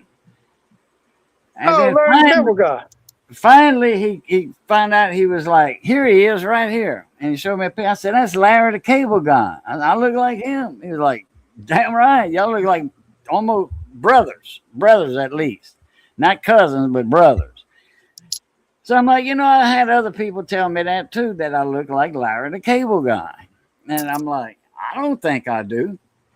But there's one of them in here tonight that tells me that all the time. "Boudreaux, you look like Larry the Cable Guy." And he's smoking his big cigar. Cool. I don't see it, but I'd be like, hey. I don't. I'd like to have his money. You don't look. I wish he was my brother. You don't look nothing like him, in my opinion. But if you want his money, hey, I'd be like, I'll take his money. I mean, he did donkey. He doesn't look like that guy. on that Cars cartoon. You know, and he had me lost right there. Cars cartoon, but that's the name of the cartoon. Cars. You know, it's a Yeah. movie. You know. Yeah. That's one of the Yeah. first movies Mitchell saw when he was little. He saw Cars. Let's see, actually, his first movie was, oh God, it's a Christmas movie. Who? You said Yeah, Mitchell. Mitchell. Yeah, my Mitchell. son Mitchell. Oh. We took him when he was little because his class was going to go to it, and Mitchell was always afraid of real loud noises, so we took him to go see. It was Polar Express. That was it. So we went as a family to go see Polar Express, see how well he would handle it. He did good, so he went and saw that one, and then the next one was Cars when it came out. Where's he live now? Mitchell, him and his sister have an apartment over here off the Jefferson Highway. Oh, okay. So he's all grown up. Okay. Oh yeah. He's a manager at the Starlings Domino's.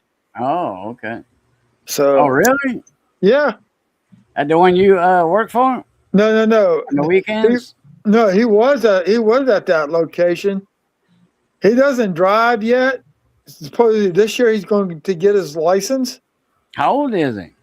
About to be 26. Oh, dang. Well, when he was a senior in high school. Well, he sure saved a lot of money on insurance and car notes and all that.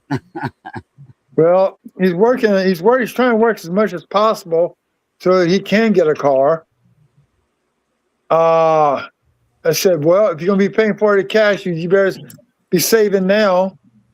So he's working about 70 hours a week. Damn. So he's trying to get money saved up. And my daughter's haircutting business kind of is on the downside right now. So he's having to give her a little bit more money towards rent while she's trying to make bills and do her studies for her. She wants to be a youth minister. And I keep trying to tell her, I said, oh, it's a good thing what you're doing, but, God's going to help you more if you kind of help your business grow. I said, if you only open 3-4 days during a week, you're losing out on money, girl. Yeah. So sometimes she may have 3 people. And that's it, the whole week. Now, what she does do, and she's already done 2 weddings this year. She does weddings. Her and somebody else, they team up together, and they help each other out if they get a wedding party to do. So she's done one by herself. It was a small wedding. After tax and everything, she made $2,000. Now what business she's in? Hair, yeah. Okay. Hair, cosmetology, like haircut, perms. yeah. Okay. Well, how She you do does that hair, with a wedding? You cut everybody's hair, fix everybody's hair for the wedding. Yep. All the girls, and the guys need haircuts too. She does all the hair. The only one that she does not charge for is the bride. Everybody else is a charge for, and she made $2,000 off the last one. After taxes and everything, it was. See, what did she tell me? It was the bride, 3 bridesmaids, and the mothers.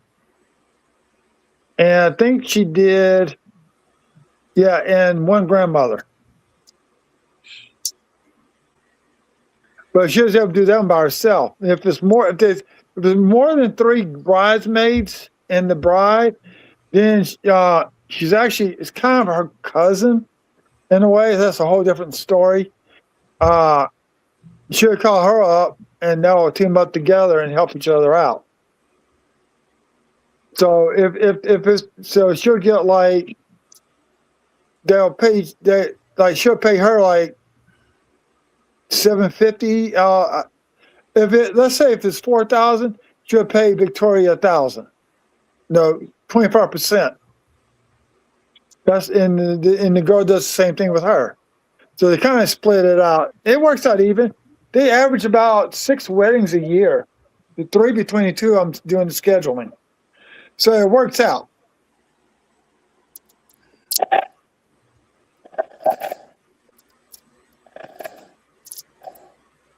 So she's but she wants to be a youth minister. She's doing this online course. Every so often she's got to go to Florida to the college campus, which is right near Disney World.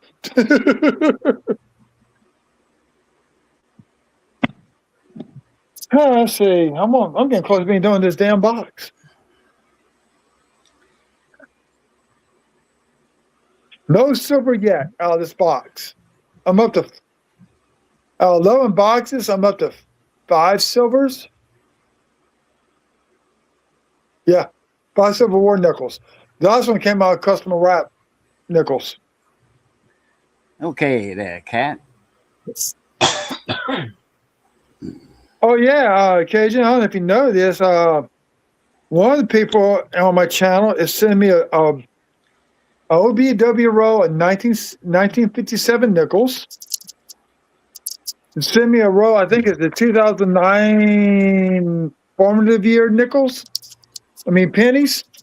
I got next row of the presidential Denver pennies. So I'm doing a 2-part channel giveaway. The last one's gonna be on my birthday. So what I'm gonna do on that day, I'm gonna give away a 2009 Lincoln Cent Proof set. I got 4 of them, but one's for you. I just need to find a time to bring it to you. Okay. So I got that for you, and I got a book for you to put it in. I've got a roll of presidential pennies. I forget which one it is. And I got another roll that's a presidential roll of pennies. But I don't know what designs on the back, because it's 2 obverses on each end. You know, there's an obverse on each end. And I haven't opened them, and I have no, how do you call that? You got a double header. No reason to, yeah, because you don't know what it is. You know, it might be the what I call the rail splitter. Lincoln sitting on the log reading the book. Yeah, that's a formative year. That's the one that's got a lot of the double dies on there. Right, on the hand and fingers, the spine of the book, I think, or near the spine of the book. I call that one the rail splitter because he worked trade, you know, as a rail splitter, you know, for fence rails, and he's actually taking a break from splitting rails, reading the book. That's his break. And a lot of people didn't know he was a rail splitter for, you know, quite some time. That was his job, and you know, way to make money. That's how some people make money that live in the woods. They just go cut trees down and let them set for a while, you know, and then either, you know, haul them with a horse, drag them with a horse or a mule, whatever, to your house, and then let them set and let them check out. Let them make season. Let them check out. And, you know, that way, you know, the ends will check on them. You know, they'll split and check and all that. And then when you finally decide to, you know, when those are ready to split, you can get either 4 or 6 pieces rails out of a section. Well, he did that to pay his way to college to get his law degree to become a lawyer. Yeah, that's what I mean. That was his trade. He was a rail splitter, and a lot of people call it formative years. Well, that's when he was working. He was in the woods. well, he brought his law books with him when he was working, and that's what he was reading. That's actually one. That is actually a law book that he's reading. Okay. I can't remember which one it is. I saw it a long time ago. Somebody did a sketch of him when he was doing that, and it was a law book. but because the way they made that penny, they couldn't put the name of the law book on the spine. Right. But now, because that was done before they came out with the laser for engraving the dies. Because let's see. No, that was after the laser for the dies, because the lasers were in the late 1900s, early 2000s, and the penny was 2009. Yeah, but now, but I'm talking about get the fine detail, which they have now. They didn't have it back then. They didn't have it back then. Now they got it so fine that they actually they doing privy marks on the coins now with the lasers. Let me see something. Yeah, they are. Well, the privy mark's in the die, isn't it? Got to be, because you ain't gonna privy mark line up perfect every coin so that laser can privy mark on each coin. Yeah. The laser engraves the die now. Yeah, with the privy mark and the mint mark. Yeah. Let's see. Where was it at? I'm ready. Hold on. I'm trying to adjust something here.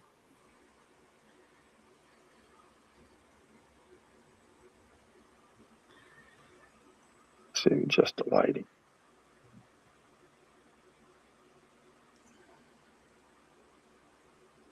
Okay, I don't know if y'all can be able to see this. This is the new $50. Hold on one second. $50? Yeah, this is the dual date $50. The what? $50? Yeah, it's a new $50. Yeah, I thought you said something else. Dual dang or? It's dual date. Dual date. Oh, okay. Yeah, I got you. This is the obverse. I want to show you. Okay. That's a reverse. Hold on.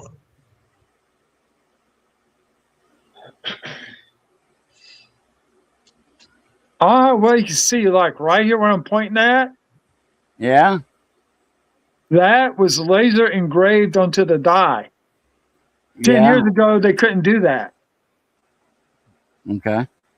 What's it say? E pluribus unum? No. It's just lines in there, and it's her hair. That's the crown, the Statue of Liberty. Okay. And what that is some type of banding, and they couldn't get that fine detail on there. It's okay. So yeah, that's what. See, here's the torch. All right, a lot of detail in that. Yeah, I kind of the lights kind of turned down low. I'm looking at a new camera that does auto focusing for you once you get it set. It'll auto focus everything. But this is really an amazing $50. What's the obverse look like? Statue of Liberty. Okay, what's the reverse look like? It's the torch. Just the torch. Okay, gotcha. Yeah, it's like the handing the torch off from one generation to the next generation. Right. Maybe the Olympic torch. No, this is actually the torch that's on the Statue of Liberty. Okay. So they're actually able to get it engraved. Whoever did this did one heck of a job. Zoom out a little bit. Let me see the whole coin. That's as big as I can get. Oh, okay. Gotcha. Hold on. Let's see this. Try it like this.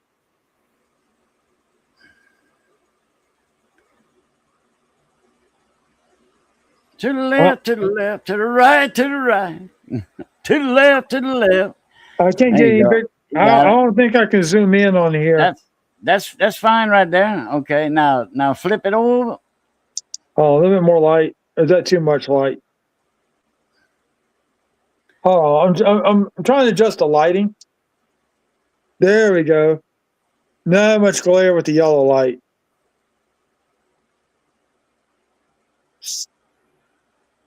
Okay, gotcha. Gotcha. Oh, it's upside down. Ah, Passing the torch down. No, it wasn't upside down. You had yeah, it okay. right. Passing the torch down to the younger generation, I guess. Like you say. Yeah. But man, you got to kind of worry about some of them younger generation. Okay, let me turn it off. So yeah, there's a guy out of Oregon, and he was having these sales on coins and stuff. I ain't getting to see how many sets I got. These are all Denver mints. Okay. I got one, two, three, four, 5 sets of 2. And then I got a 4 row of the Denvers. I got off of Infinity Coins a whole row of the Philadelphia Mayflower Compact Quarters, and I got a whole row of the new nickels off of eBay. So these are not the quarters I opened up. There's an error on the new quarters. They're grease strike throughs, and Littleton Coin Company has the grease strike through for sale for $50, which is about how much they sell for on eBay. So Okay. I may order one off.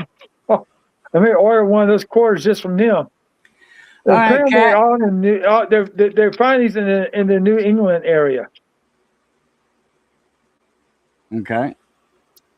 and I can't get no coins off the Mint's website. As soon as they go live with those coins, they're sold out within 10 minutes. Dang. You might as well forget about trying to get a Mint set and a proof set. Proof sets can be about 135, 140-ish. No, that's the Mint set. And I think the proof sets can be right about $200. Dang. Yeah, they I'm jacked gonna the prices up. I'm gonna have to run myself. I ate an hour and something ago. I ate a big plate. Well, I went, like I Get said, I went- sleepy. Chicken and gravy, yeah. Missy had said, I was heading that way. Missy said, fuel guys on. I'm like, oh, okay. So I looked, and yeah, there was a link in the email, and looked at the phone. Yeah, had a Tex-Mex, and then you were still alive. YouTube was the last one I looked at. You were still alive, so I said, well, let me make a comment. I said, he's probably fixing to shut it down. Let me make a comment real fast before I, wash my hands and all that, fix me a cup of coffee, and go lean off the dock and all that stuff. So, all right, I'll holler at y'all good people later. yeah, I probably need to get off anyway and go to bed. Get ready for bed myself. It's after 10. It's almost 11. 30, yeah, I'm falling asleep too. 10:35, something like that. So, all right, everybody, as always, love, peace, and crackling grease. Catch y'all later. Okay. Catch you later. Appreciate you, baby. Appreciate you, Van. Popping Yeah. out. He can I'll give you my email address. Might as But well, next- yeah. I don't. But I'm probably going to be live next week. Now, Okay, yeah. I don't know what I'm working next week, so it's kind of. I mean, I get off at 6. By the time I get home, it's like 6:30. I'm kind of like in that zone where I'm like, I don't want to do anything. But Well, lately I've been staying late on Fridays and Saturday nights at Domino's because Friday night we were busy. I had come home with almost $75. well, hell, there you I didn't go. get off till almost like 10 o'clock. So I'm only supposed to work from 5 to 8. But I didn't stay until 10 o'clock. And I was still there till almost 8:30 Saturday night. And then Sunday I said, okay, I've been here late twice. So I said I gotta go We were already dead by 8 o'clock. So all the kids were out of school last week. Now they're back in school out here in Central. So some of the parishes had off the week before Easter. Some had off the week after. The ones out here had it before. Yeah, they just need to do all the same across the board. That's how it used to be when I was in school. Everybody had off. Everybody had off the week before Easter. Yeah, I don't know how they time it nowadays. It's crazy.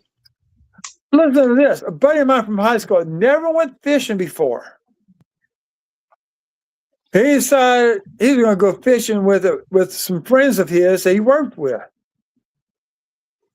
And they said, okay, you can come. So he went and got his license and all that and got himself an ice chest to put the fish in if he caught any. He calls me up Monday just as I walked in the door. He goes, can you come help me with something? So, well, he's not tech savvy. So I'm trying to figure out, okay, did he screw up the computer or did he alarm again? So I said, what's your problem? He goes, well, I went fishing for the first time today. I got maybe, they said they call them brim. So how many of you guys said? I got about 40, 50 brim. I said, dude, have you ever gone fishing before? No. So they didn't tell you that you needed to clean them? No. So what you calling me for is I need to come teach you how to fillet a fish. Yeah. They're like, sorry, that ain't my job. You caught it, you clean it. I went over there and helped his butt out. But what he didn't tell me was he had 5 catfish and they're with the brim. Thank God I didn't get nailed by that damn fin that, it's like a nail when they hit you. They put a hole in your hand.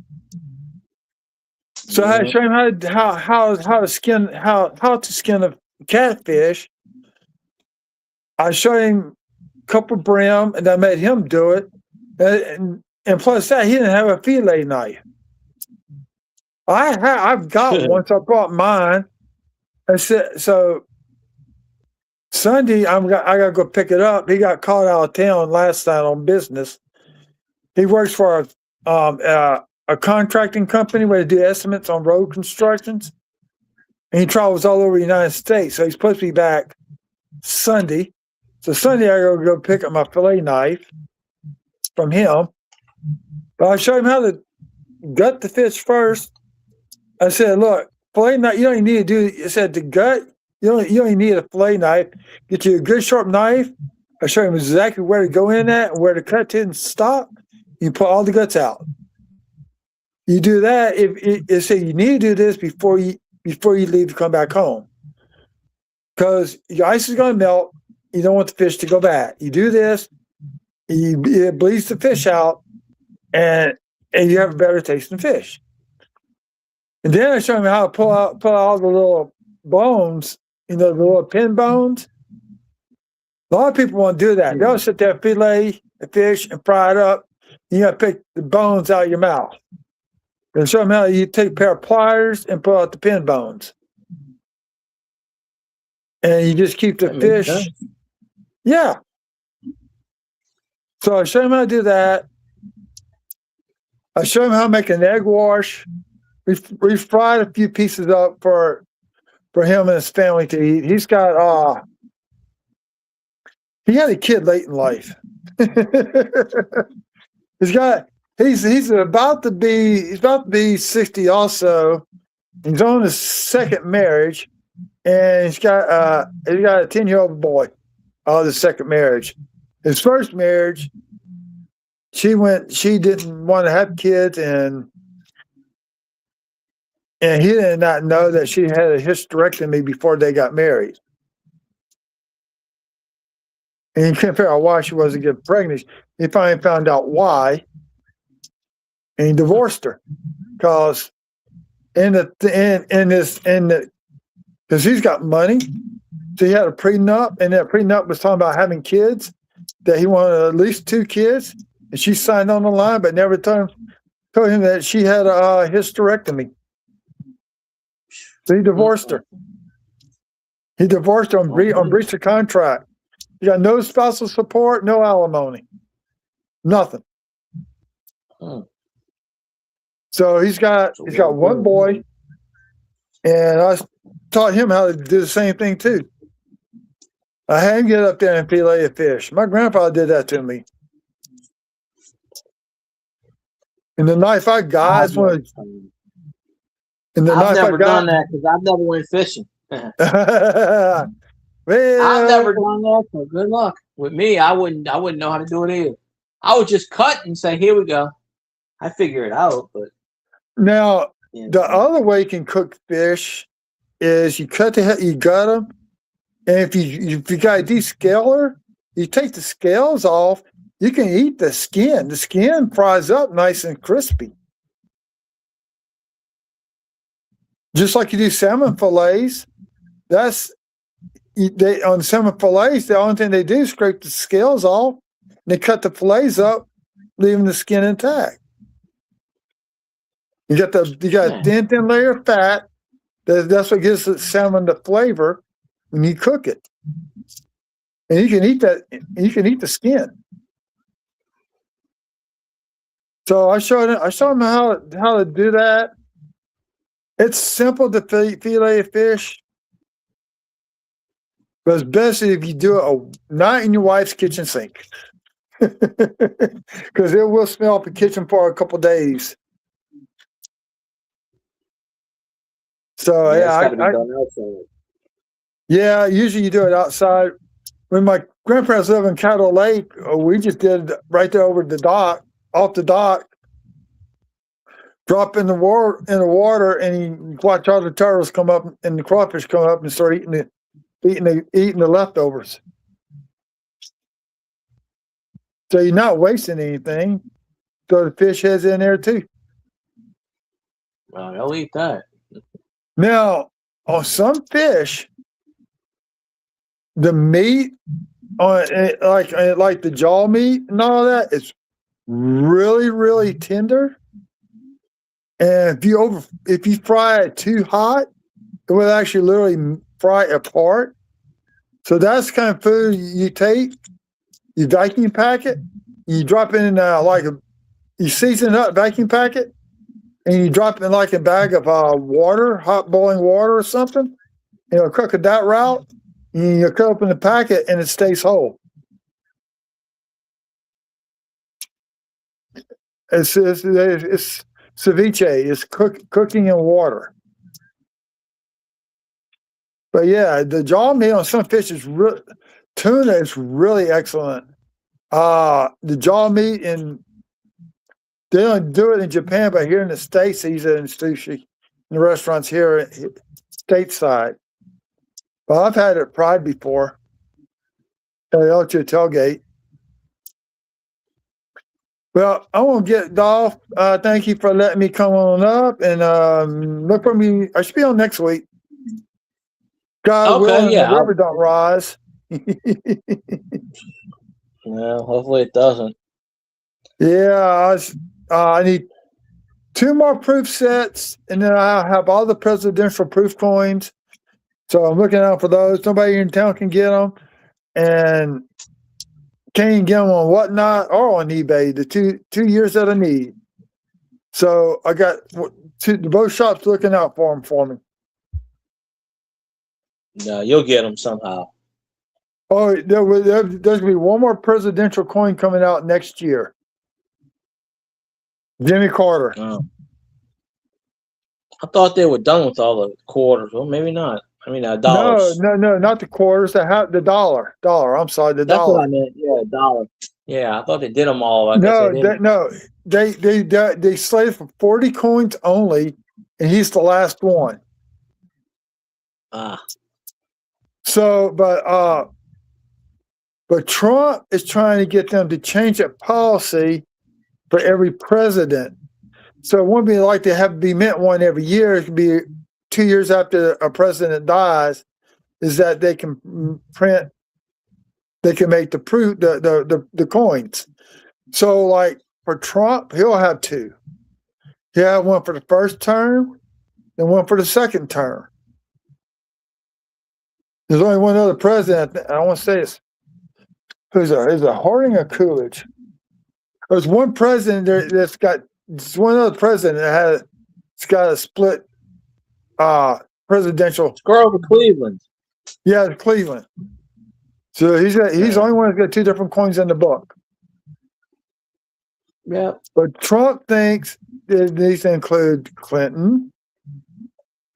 No, Biden. He wants all the presidents included in this series. So he's trying to get Congress to. Congress has to pass the bill. Congress has control over the mint. The Senate does not. So he's trying to get Congress to pass the bill to include all presidents here on out. So it's like whenever one dies, they got to wait 2 years. But the thing with Trump is one coin will come out, and it's going to be 6 years before the next one comes out because you have to get. They have to wait so many years in between also. So like, I don't know, maybe they don't because they did Cleveland 2 different years. So probably not. I think they did all his in one set. But yeah, so he will have two. It wouldn't make sense to do that. Yeah, they just do them at the same time. Yeah. I forgot. That's right. So Trump wants all presidents included in that series, including the ones after him. It would make sense. Yeah. Why would you stop? It's not like you're going to make them one every year. No, it's when one dies. You do it for 1 year only, and that's it. You do 500,000, wherever the managed number is they doing now is what they need to do. It's usually now they only do it for the proofs and the mint sets, and that's it. Yeah, that would make a whole lot more sense, but I don't know why they won't do that. I know.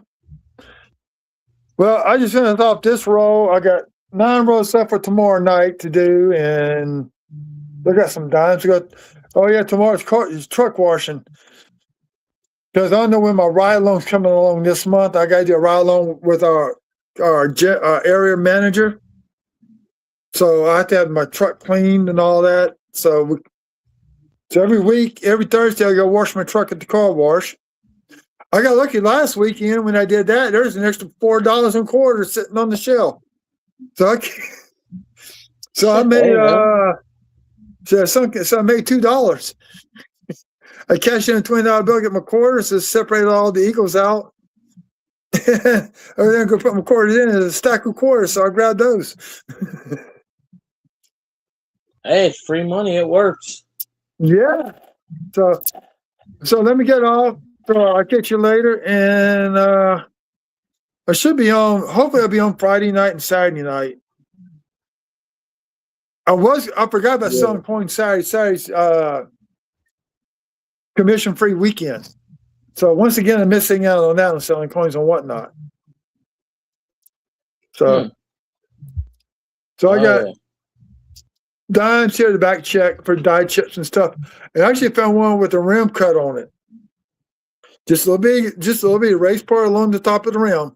If I found my first rim cut, it's on the Roosevelt dime. So that's pretty cool. Yeah, it took me a second to realize it looks funny. So I start rubbing my finger across it. I can feel it go up and down. So I was able to tilt it and look at it underneath the scope. It's got a little bit of clamshell lamination going on right there too. So it's a rim cut with the beginning of a clamshell lamination. You can see where the copper and the nickel is starting to split off. And that's for the show. That's interesting. So I'll catch you later. You have a good week and enjoy another day off. Oh yeah, I need it. My next 3-day weekend coming up is Hey, my next 3-day Huh? weekend coming up is going to be Veterans. It's going to be Memorial Day, Ah, and I see, will mine's be a week going. to week. I will be going to see the new Star Wars movie that's coming out. I wasn't aware that they had a new Star Wars movie, but I don't follow Disney stuff, so Yeah, it's coming out. It's the Mandalorian with Grogu, the baby with everybody calls it Baby Yoda. They actually got a movie coming out that weekend. well, So I will be going. Disney whores out the Star Wars franchise like it's nobody's business, so it doesn't surprise me they got a new one coming out. Well, and they're trying to acquire the Battlestar Galactica, both the original series and the remake. Yeah, they're trying to buy everything sci-fi. It's crazy. Well, they're supposed to be they're going to redo the Aragon movie, and they're going to do all the books. So yeah, they're going to redo the movie with all. It's going to be the same storyline and all that, like the first one, but it's going to be a new person and better special effects and all that. So I hate when they remake an original movie. Leave it alone, just pick up. But they want to use the same person throughout the whole series. So that's why they're doing it. The actor that played in the first one, that played Aragon, he doesn't want to do the movies. So that's why they're going to relaunch the series. Coming out June 26th on Netflix is the live-action Airbender Part 2 series. And what else they got coming out? There's something else that's coming out too. I don't have Netflix, so yeah, that's the only one I don't have. Well, my mom's got Hulu and the other one, Prime, and yeah, she's not gonna Netflix, no, because Netflix is like $18 or something now. It's way too much. I pay $9 a month. I just got to deal with ads.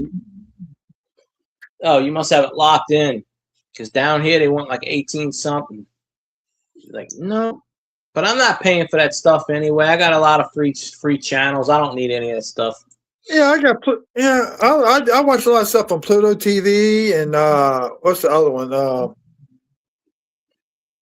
Well, that's what my Vizio is. Vizio's got the Pluto TV channels and then the other channels mixed together. But I got Pluto and what's the other one? Oh God, Tubi. Yeah, Tubi. Yeah, I have some Tubi stations on here too. But yeah, Tubi's got the Highlander series on there. All right, that's pretty cool. Have you ever watched have you seen the movie Highlander with the original movie from the 80s? Yeah. Yeah, I've seen it a long time ago, not recently. Well, this one, it's the same clan. This is his cousin, Duncan. It's yeah, I've seen the series. Yeah. It comes on H&I, one of the antenna stations, H&I, Heroes, and whatever. It comes on at midnight, right after Star Trek, every night. No, I watch it. Duncan McLeod from the 90s, yeah. Yeah, because it used to be Star Trek Next Generation, then the Highlander, in that order that came on Sunday nights. So they do every night, Monday through Friday. They do in order. They do the Star Trek original, then the Next Generation, and then I think they do Voyager, Deep Space Nine, Voyager. They go all the way to Enterprise, and then at midnight they do then they show the Highlander. That's what they usually do. Heroes and Icons channel. I pick it up. It's 54-6, I think, or 54-5. Or something else. I think it's 54. It might be 49. It's one of the antenna. I don't get it too frequently. Where I'm at, it kicks in and kicks out. So 5 5 minutes I'll have it, and 5 minutes I won't. So, and I don't feel like moving my antenna around. I got my antenna at a sweet spot where I pick up 95% of my channels. So I don't like to move my antenna around. Yeah, it's the same thing here with me. Actually, the higher I go up, the better I get signal. And I'm actually, the cable for mine's about 14, 15 foot long. So what I'm thinking about doing is mounting that thing up in the attic and running the cable down to the TV, because I got to finish putting that in. I got to put a power supply up there where the TV's at to plug in, and then run all the cables down for the entertainment system, which I'm not, I'm still finished hooking all that up. So right now it's just plugged into the TV. And what's funny is if I go low, I get all the TV channels. If I put it up high by the window, I don't get any of the TV channels. But I did do the, but if I go away from the wall, I get more of the TV channel. It's crazy. But somebody told me to put it up in the attic. The wall. Huh? Mine's my bed is by the window, so my TV is on the opposite side on the other wall, and I get all the channels perfectly. When I moved here, I tried to put the antenna on the thing, and then I realized it's facing the wrong way. The signal's facing the wrong way because I pick up a lot of the transmitters are in Chalmette, and that's about 35 miles away. So you have to face this way, okay? So like at my old place, I had it facing, I've never had my antenna at the window because I always pick up the worst resistance, because you pick up static electricity, you pick up all kinds of stuff. So I'll put mine in the opposite direction and kind of flip it. That usually works. So like what Antenna Man, if you watch Antenna Man on YouTube, he'll tell you, okay, this is what you do with this. Because mine's I had a rather rabbit ears. I had old RCA rabbit ears from like the 80s, and then it broke. Then I bought this one. It's a square. It's a Philips, and it's a high def antenna. Yeah, well, there's no such thing as high def. That's bullshit. They claim the ones with the antenna. Oh, you can pick up 200 channels. Yeah, the curvature of the Earth, you're only going to pick up maybe 35, 40 miles of that. Anything past that is just atmospheric conditions. Like at night, when you pick up radio stations, like with WWL, it tells you pick up 7 during the day over 35 at night. Like I could pick up radio stations better at night. Like the ones in Mississippi, like 97.9. I can't pick that up to save my life. At night, I can pick it up just fine. It comes in just fine. During the day, nope. Because I'm too far. I'm about, because the broadcast thing's in Wiggins, Mississippi, I'm only like about 10 or 12 miles from the Mississippi state line. But I can't pick that damn thing up because the antenna's 30, 40 miles away. On the radio side. Well, it's like me. It's like me with driving when I'm delivering pizzas, like around Christmas time.